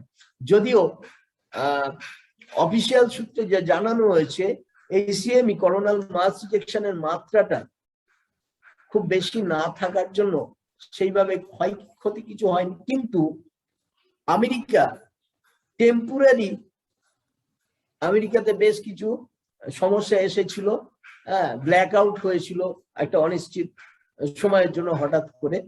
আর এই সিএমই করোনাল মাস ইজেকশন বা সৌরঝড়টা ছিল X1 ক্লাসের, যার গতিবেগ ছিল 973 কিলোমিটার প্রতি সেকেন্ড। এখন যেটা বলছিলাম যে আমরা এটা তো একটা প্রাকৃতিক ঘটনা, ভূমিকম্প যেমন একটা প্রাকৃতিক ঘটনা, সৌরঝড় ওই রকম একটা প্রাকৃতিক ঘটনা। একে আমরা আটকাতে বন্ধ করে দিতে পারবো না হওয়াটা, কিন্তু এটা থেকে বাঁচার জন্য কিছুটা হলেও নিজেকে সেভ করার জন্য, বা আমাদের যে সমস্ত প্রযুক্তিগত ব্যবস্থা রয়েছে সেগুলোকে বাঁচানোর জন্য কি আমরা কিছু করতে পারি না? এই কথাটা মাথায় রেখে 2006 সালে নাসা দুটো সোলার প্রোবকে একই সঙ্গে মহাকাশে উৎক্ষেপণ করে, আর এটার নাম ছিল সোলার টেরেস্ট্রিয়াল রিলেশন অবজারভেটরি। এই দুটো সোলার প্রোবের কাজ ছিল সূর্যের ওপর সবসময় নজরদারি রাখা এবং সেই সূর্যের 3D ইমেজ তৈরি করা, যে এই যে 3D ইমেজ সূর্যের এই 3D ইমেজ তৈরি করা, যা থেকে বিভিন্ন মহাকাশ সংস্থা বুঝতে পারবে, যে ছবিগুলো অ্যানালিসিস করে বুঝতে পারবে যে এই অ্যাক্টিভ রিজিয়ন থেকে বা এই অ্যাক্টিভ রিজিয়নে সোলার ফ্লেয়ার পোটেনশিয়ালিটি রয়েছে, এখান থেকে সিএমই করোনাল মাস ইজেকশন হতে পারে। যদি আমরা এটা আগে থেকে একটু অনুমান করতে পারি, আজ করতে পারি, তাহলে আমরা কি করতে পারি? আমরা পাওয়ার গ্রিড গুলোকে শাটডাউন করে দিতে পারি। আমরা আমাদের স্যাটেলাইট গুলো আছে সেগুলোকে স্লিপ মোডে পাঠিয়ে দিতে পারি। এগুলো আমরা করতে পারি। এইভাবে করে আমরা সৌরঝড় বা জিওম্যাগনেটিক স্টর্মের হাত থেকে নিজেকে রক্ষা করতে পারি। এইটুকু বলে পশ্চিমবঙ্গ বিজ্ঞান মঞ্চ, হুগলি এবং কুচবিহার জেলা কমিটির পক্ষ থেকে এই ওয়েবিনারে সকল যারা উপস্থিত রয়েছেন তাদের সকলকে আমার আন্তরিক অভিনন্দন জানিয়ে আমি আজকে আমার ওয়েবিনার এখানেই শেষ করলাম। নমস্কার।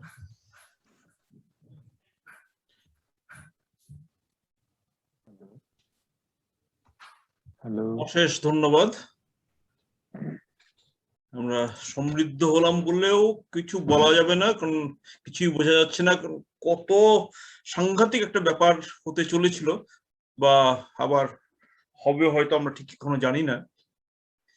পুরো পৃথিবীটাই প্রায় স্তব্ধ হয়ে যাবে আমাদের, যেহেতু সবকিছুই প্রায় আজকাল নেটের মাধ্যমে কাজকর্ম করি, টাকা পয়সার লেনদেনও করি। তো যারা আছেন আমাদের সঙ্গে ফেসবুকে এবং যারা আছেন এখানে জুম প্ল্যাটফর্মে, তাদের যদি কোনো জিজ্ঞাসা থাকে এবং আরো কিছু যদি তারা অ্যাড করতে চান, তার মধ্যে প্রত্যেককেই আমি স্বাগত জানাচ্ছি। আমি প্রত্যেকের ইয়েটা খুলে দিচ্ছি, আপনারা নিজেরা আনমিউট করে কথা বলতে পারেন।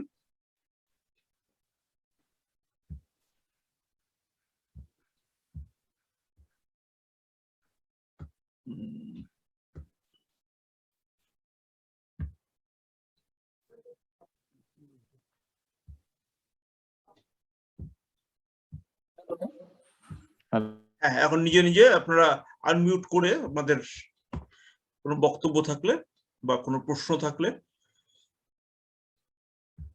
ফেসবুকে যেটা দেখলাম খুবই উৎসাহিত, প্রচুর লোকে অনেক কমেন্ট করেছেন, এবং এখানেও জগন্নাথ সরকার কমেন্ট করছেন অনেকবারই। ইউটিউবেও থাকবে সবার জন্য।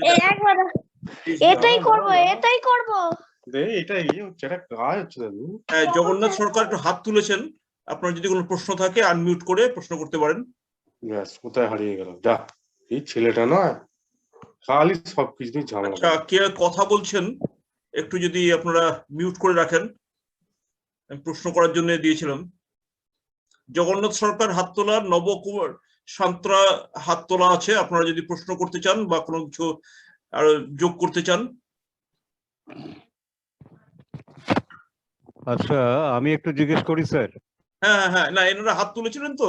হ্যাঁ, নবকুমার, জগন্নাথ বাবু বলুন, জগন্নাথ বাবু বলুন। না না, নবকুমার সাঁতরা বলুন। হ্যাঁ,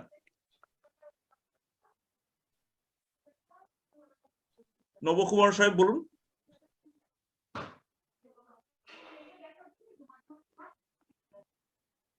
কোনো কিছু বলবেন? আচ্ছা, হ্যাঁ, আর কে বলতে চাইছিলেন? আমি একটু জিজ্ঞেস করি স্যার। হ্যাঁ, আমি আমাদের স্পিকার, আজকের মাননীয় স্পিকার আনসার সাহেবের কাছে একটা জিনিস জানতে চাইছি। দুটো জিনিস আমি জিজ্ঞেস করব, একটা খুবই ছোট্ট, একটা দুটি ছোট প্রশ্ন। যে এই ঘটনা তো একদম প্রাকৃতিক ঘটনা আমরা বলি, যাকে আটকানো খুব সহজ নয়, তবু মানুষ তো থেমে থাকছে না, বিজ্ঞানীরা থেমে থাকছে না, কারণ মানুষকে বাঁচাতে হবে, পৃথিবীকে বাঁচাতে হবে। 2006-তে যেটা বললেন যে সোলার টেরেস্ট্রিয়াল রিলেশন অবজারভেটরি, যেটা একসঙ্গে দুটো পাঠানো হয়েছিল, 2006-তে পাঠানো হয়েছিল। আজকে 15 বছর পর সেটা অ্যাক্টিভ আছে কিনা, হ্যাঁ, এটা কি বোঝা যাচ্ছে অ্যাক্টিভ আছে কিনা? কারণ এই পর্যন্ত যদি ঘটনা না ঘটে থাকে, অনেক সময় বোঝাও যায় না কি কাজ করলেন। আরেকটি প্রশ্ন স্যার, মানে জিজ্ঞাসা প্রশ্ন, ঠিক ওভাবে নয়, সেটা হচ্ছে আমরা যখন সকালে উঠে যে আলোটা গায়ে পাই, সেটা যদি 10 লক্ষ বছর আগের হয়, খুব স্বাভাবিক, আলোকবর্ষ কত আলোকবর্ষ দূরে আছে সেই হিসাব অনুযায়ী আলোটা আসে, এবং এটাও খুব স্বাভাবিক যে তারার আলোটা আমরা দেখি, সেটা আসলে সেই তারাটা আজও বেঁচে আছে কিনা এটা সন্দেহ, এটা খুব স্বাভাবিক। তো একটা কথা বলা হয়, পৃথিবী ক্রমশ বা সূর্য ক্রমশ ক্ষয়প্রাপ্ত হচ্ছে, এবং একটা সময় সূর্য নিভে যাবে এবং সমস্ত কিছুই ধ্বংস হয়ে যাবে সৌরজগতের। তা তখনও তো যেদিন সূর্যটা সত্যিই ধ্বংস হবে, তারও প্রায় 10 লক্ষ বছর পরেও অন্ততপক্ষে আমরা সূর্যের আলোটা পেয়ে যাব। যদিও অন্যান্য কারণ আছে, যে সূর্য ধ্বংস হলে ততক্ষণে পৃথিবী অন্য কারণেই থাকবে না, কিন্তু আলোটা শুধু থেকে যাবে এরকম নয়। তা এই একটা ব্যাপার। তো মূল কথাটা হচ্ছে যে প্রোটেকশন যে ব্যাপারটা রয়েছে সেটা এখনো আছে কিনা, ইট ইজ।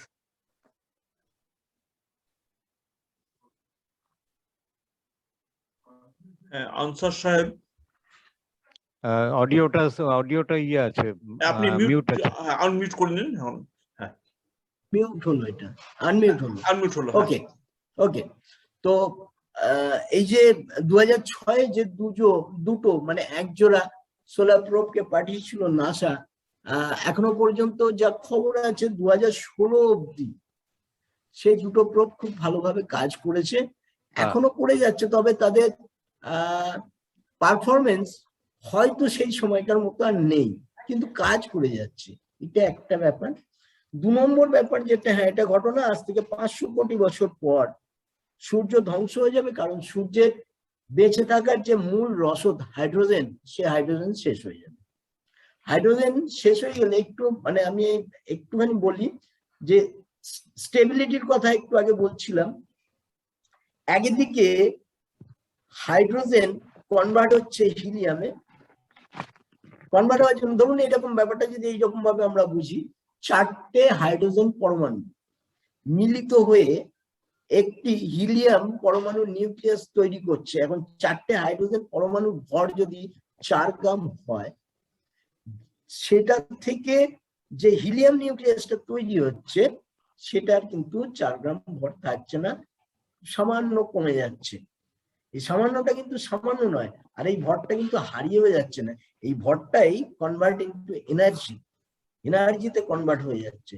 সূর্য প্রতি সেকেন্ডে তার কোরে 70 লক্ষ কোটি টন হাইড্রোজেনকে 69.5 কোটি টন হিলিয়ামে পরিণত করার সময় 50 লক্ষ টন মেটেরিয়াল সরাসরি কি হচ্ছে, এনার্জিতে পরিণত হচ্ছে। এখন সূর্যর এই এনার্জি মানে এই রসদ যখন ফুরিয়ে যাবে, স্বাভাবিকভাবে সূর্য রেড জায়ান্ট হয়ে যাবে। রেড জায়ান্ট হয়ে যাওয়া মানে বিশাল আকার ধারণ করবে, পৃথিবীর অনেক কাছে চলে আসবে, যেটা 15 লক্ষ কিলোমিটার দূরে রয়েছে, মানে দূরত্ব রয়েছে সূর্য আর পৃথিবী, সেই দূরত্বটা অনেক কমে যাবে, যেহেতু বড় হয়ে গেছে সূর্য, কাছে চলে এসেছে। সেই সময় তার যে তেজ, সেই তেজ বা সেই উত্তাপে পৃথিবী এমনি ধ্বংস হয়ে যাবে, থাকবে না। আর সূর্য এই জায়গা থেকে যে জায়গায় পৌঁছে যাবে সেটা হচ্ছে একটা প্ল্যানেটারি নেবুলাতে পৌঁছে যাবে। প্ল্যানেটারি নেবুলাতে যখনই পৌঁছে যাবে, সে ওই টিম করা একটা আলো দেবে, আস্তে আস্তে দিয়ে সে শ্বেত বামনে পরিণত হয়ে বাকি জীবনটুকু কাটিয়ে দেবে। এই হচ্ছে ব্যাপার আর কি। ঠিক আছে, এরপর কারোর যদি কোনো প্রশ্ন থাকে বলুন।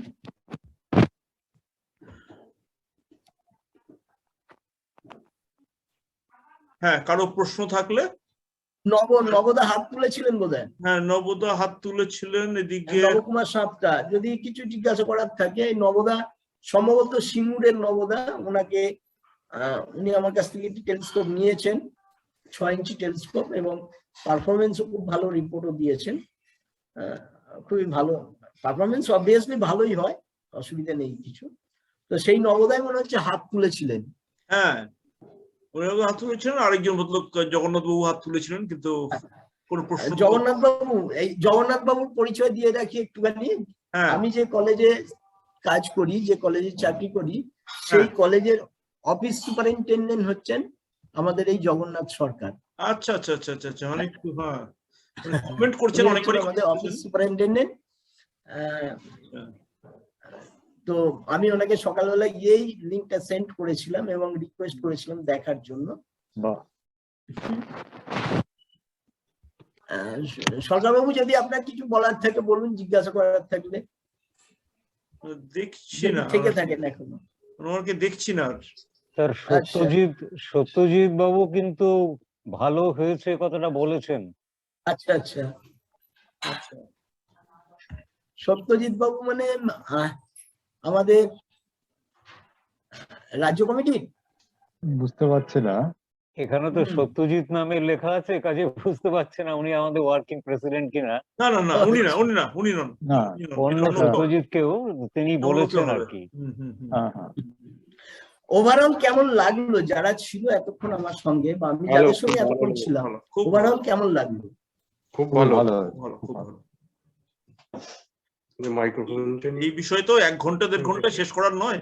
হ্যাঁ, আরো অনেক কিছু ছিল দেখানোর, কিছু সেসব দেখাতে গেলে বলতে গেলে অনেক সময় লেগে যাবে, অনেক সময় লাগবে, 1.5 ঘন্টা 2 ঘন্টার উপরে সময় লেগে যাবে। হ্যাঁ, প্রায় তো 1.5 ঘন্টা হয়ে গেল। সানস্পটটা নিয়ে বলতে আমার 35-40 মিনিট চলে যাবে, লাগবেই তো। ওইটাই হচ্ছে ভাইটাল জিনিস। আচ্ছা, এটা হেডফোন চাই, এটা বলতে গেলে কথা। হ্যাঁ বলুন, আপনার শোনা যাচ্ছে কথা? শোনা যাচ্ছে, বলুন। হ্যাঁ হ্যাঁ বলুন। আমি নব। হ্যাঁ হ্যাঁ হ্যাঁ, ও আচ্ছা, হ্যাঁ বলছি এটা বাইরে থেকে কিছু অনুভব করা যাবে এই যখন ওই সোলার স্টর্ম হচ্ছে? হ্যাঁ, যেটা একদম শুরুতেই মিসেস নির্মলা একটা কথার মাধ্যমে যেটা বলেছিলেন যে একে কি দেখা যায় বা অনুভব করা যায়? হ্যাঁ, দেখাও যায়। কিরকম দেখা? এই যে একটু আগে বললাম যে যদি ম্যাগনেটোস্ফিয়ার, পৃথিবীর যে বর্ম, ম্যাগনেটিক ফিল্ড, সেই ম্যাগনেটিক ফিল্ড কি করে সোলার স্টর্মকে একদম পোলার রিজিয়নে পাঠিয়ে দেয়। পোলার রিজিয়নে পাঠালে কি হয়, আমাদের অ্যাটমসফিয়ারে যে সমস্ত গ্যাসগুলো রয়েছে সেই গ্যাসের অণুগুলোর সঙ্গে কোলাইড করে, রিয়াকশন করে। রিয়াকশন করলে কি হয়, এই অরোরা তৈরি হয়। অরোরা কিভাবে তৈরি হয় সেটাও আমি বলেছি। অরোরাকে আপনি খুব সহজেই দেখতে পাবেন। অরোরাকে খুব সহজেই দেখা যায় পোলার রিজিয়নে যারা থাকে। কিন্তু আমরা যেখানে থাকি সেখানে হবে কি? সেটাই না, হচ্ছে সেখানে আমরা দেখতে পাবো না। হ্যাঁ। এখানে আমরা যেটা অনুভব করতে পারবো, যদি সেই জোরালো জিওম্যাগনেটিক স্টর্ম হয়, ফার্স্ট আপনার টিভি, ফোন এগুলো ডিস্টার্ব করতে শুরু করবে। পরের দিন সকালবেলা যখন এটিএম থেকে টাকা তুলতে যাবেন, দেখবেন এটিএম অচল হয়ে পড়ে রয়েছে। আপনি ব্যাংকে গেলেন, ব্যাংকে গিয়ে দেখবেন সবাই হাঁ করে বসে রয়েছে, কেউ কোনো কাজ করতে পারছে না, বলছে ইন্টারনেট নেই, কম্পিউটার চলছে না, কি যে হয়েছে চাই কিছু বুঝতে পারছি না। এইরকম একটা ব্যবস্থা আপনি ডাইরেক্টলি নয়, ইনডাইরেক্টলি ফিল করতে পারবেন। আচ্ছা, এখানে সত্যজিৎ বাবু বলছেন উনি অ্যামেচার টেলিস্কোপ মেকার হ্যাঁ, হ্যাঁ। করছেন। হ্যাঁ, বলুন।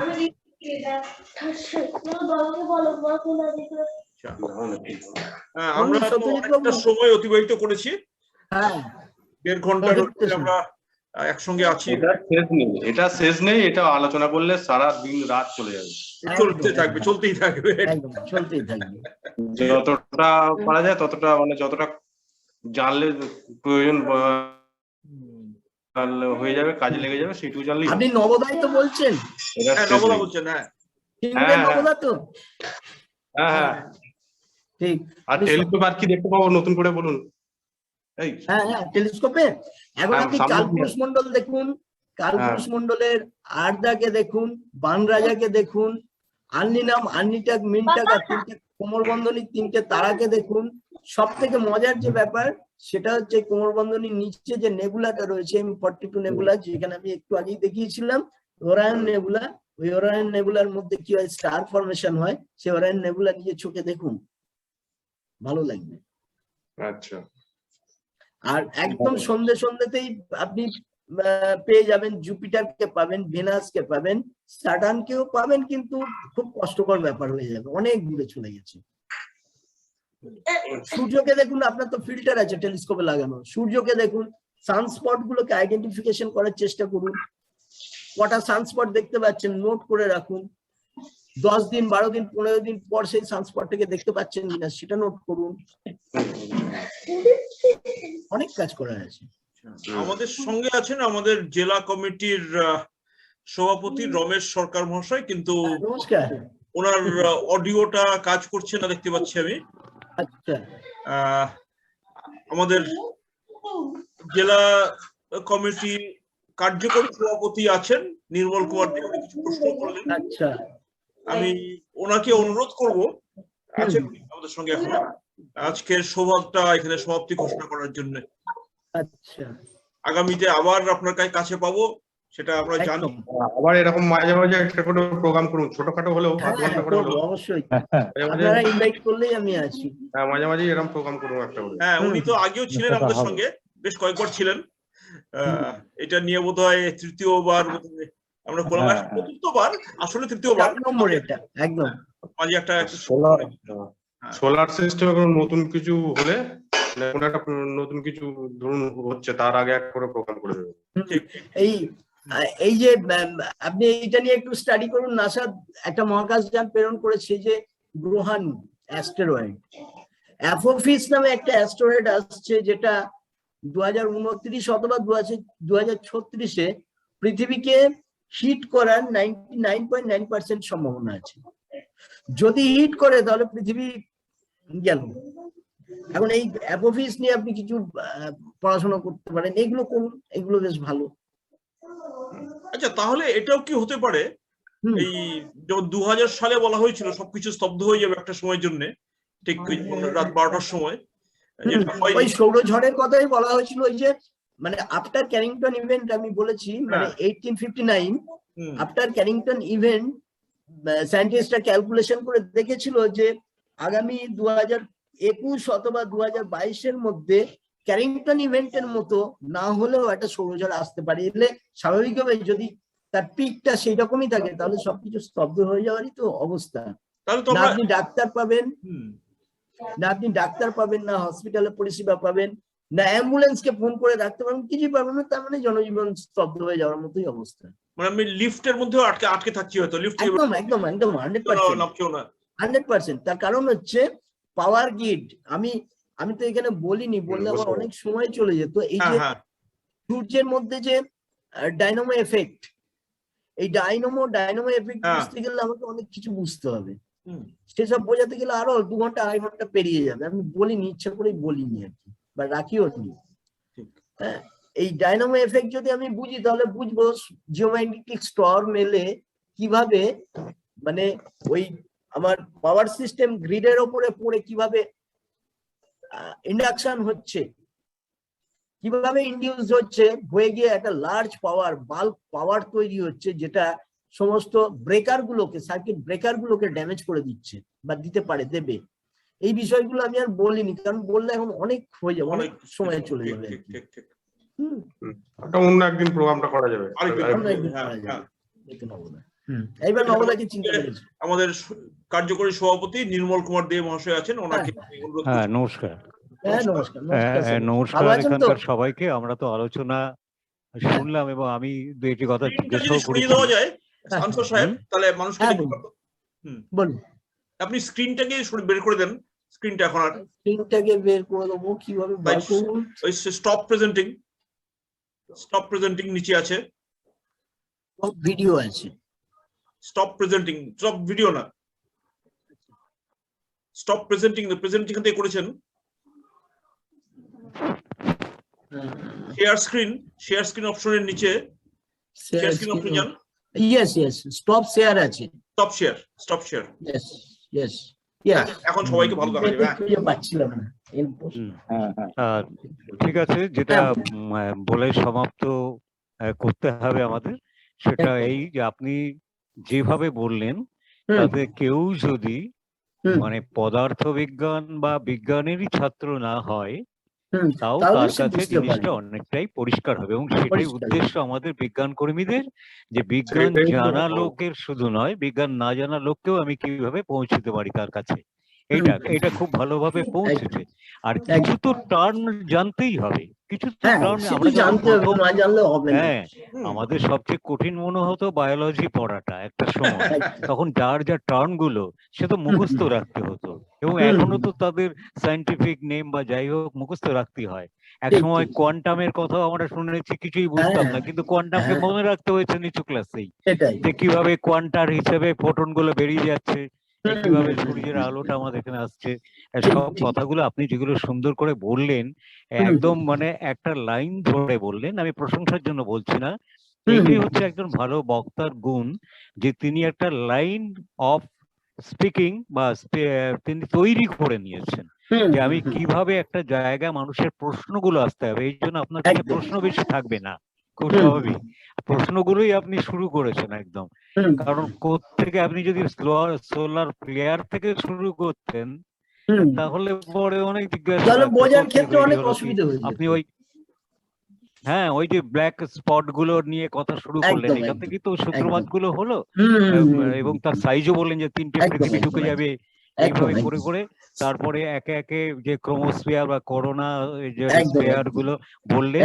এবং আসল কথা যেটা মানুষের যেটা বুঝতে অসুবিধে হয়, সেটাও আলোচনা হলো, ম্যাগনেটো স্ফিয়ার যেটা, এবং পৃথিবীর একটা নিজস্ব, এটা খুব ভালো আমরাও শিখলাম, পৃথিবীর নিজস্ব একটা পাওয়ার আছে যে বাইরের জিনিসকে আটকে দিতে পারে। আমাদের মানুষের শরীরে যেমন একটা প্রতিরোধ ব্যবস্থা আপনার থেকেই থাকে, সেই রকম ও আবার করে কি করছে, ট্রেনে ওটাকে পোলে নিয়ে যাচ্ছে। সেই জন্য ওই যে হুম, নববাবু যেটা জিজ্ঞেস করলেন, আমাদের এখানে ওই অরোরা দেখবার সব মানে হুম, হুম। সুবিধাটা নেই। ওরা না, পোলার সেটা রিজন নেই। গুলোতেই সাধারণত দেখা যায়, সেটা, এবং হ্যাঁ, সেইখানে যে একদম। দেশগুলো আছে তারা দেখে কাছাকাছি। এটা খুব হুম, স্বাভাবিক। তো যাই হোক, হুম। ইনডাইরেক্ট এফেক্ট আমরা যাতে না পেতে হয় তার জন্য নাসা আরো কিছু ভাবছে, ভাবুক। ভারত নিশ্চয়ই একদিন ভাববে। ভারত তো ভারতের বিজ্ঞানীরা তো কম, ও, আমি তো নাসাতে নেই। বলতেই ভুলে গেছি একটা জিনিস, সেটা হচ্ছে এটা হওয়ার কথা ছিল ওই 2018 2019-এই হওয়ার কথা ছিল। ওটাও রাখিনি, ইচ্ছা করে রাখিনি। ওটা রাখলে আবার অনেক কিছু বলতে হবে, ল্যাগ্রেঞ্জ পয়েন্ট থেকে শুরু করে অনেক কিছু বলতে হবে। সেটা হচ্ছে আদিত্য L1, যেমন solar Parker probe Eugene Newman পার্কারের নামকরণে রাখা হয়েছে এবং একে লঞ্চ করা হয়েছে। সেই রকম আদিত্য L1 বলে একটি মহাকাশ যান, সেটাও হয়তো 22 বা 23-এ লঞ্চ করা হবে ইসরোর পক্ষ থেকে, যার কাজ হবে এই সূর্যের ওপর নজরদারি। একই কাজ হবে, নজরদারি করা। ঠিক আছে, তাহলে আজকের এখানে- আলোচনা আমরা এখানেই শেষ করে দিই। আর সকলকে ধন্যবাদ, ধন্যবাদ। অভিনন্দন। হ্যাঁ। হ্যাঁ, ধন্যবাদ। হ্যাঁ, শুভরাত্রি। হ্যাঁ, ধন্যবাদ ধন্যবাদ। সবাইকে। থাকবেন, ভালো নমস্কার। থাকবেন সবাই। নমস্কার। একদম একদম, আবার আপনারা আপনার সবাই সাথে ভালো দেখা হবে। থাকবেন। হ্যাঁ, ধন্যবাদ। আপনারা সবাই ভালো থাকবেন। নমস্কার। হ্যাঁ, নমস্কার, নমস্কার, নমস্কার, নমস্কার। তাহলে আমি বন্ধ করছি। হ্যাঁ, ঠিক আছে। সুইচ দিন, ওই দেখ সব খুলে নিয়ে চলে আসছে। ওকে, হ্যাঁ, বাই, গুড নাইট। হ্যাঁ, ভাই, Good night. ভালো থাকবেন।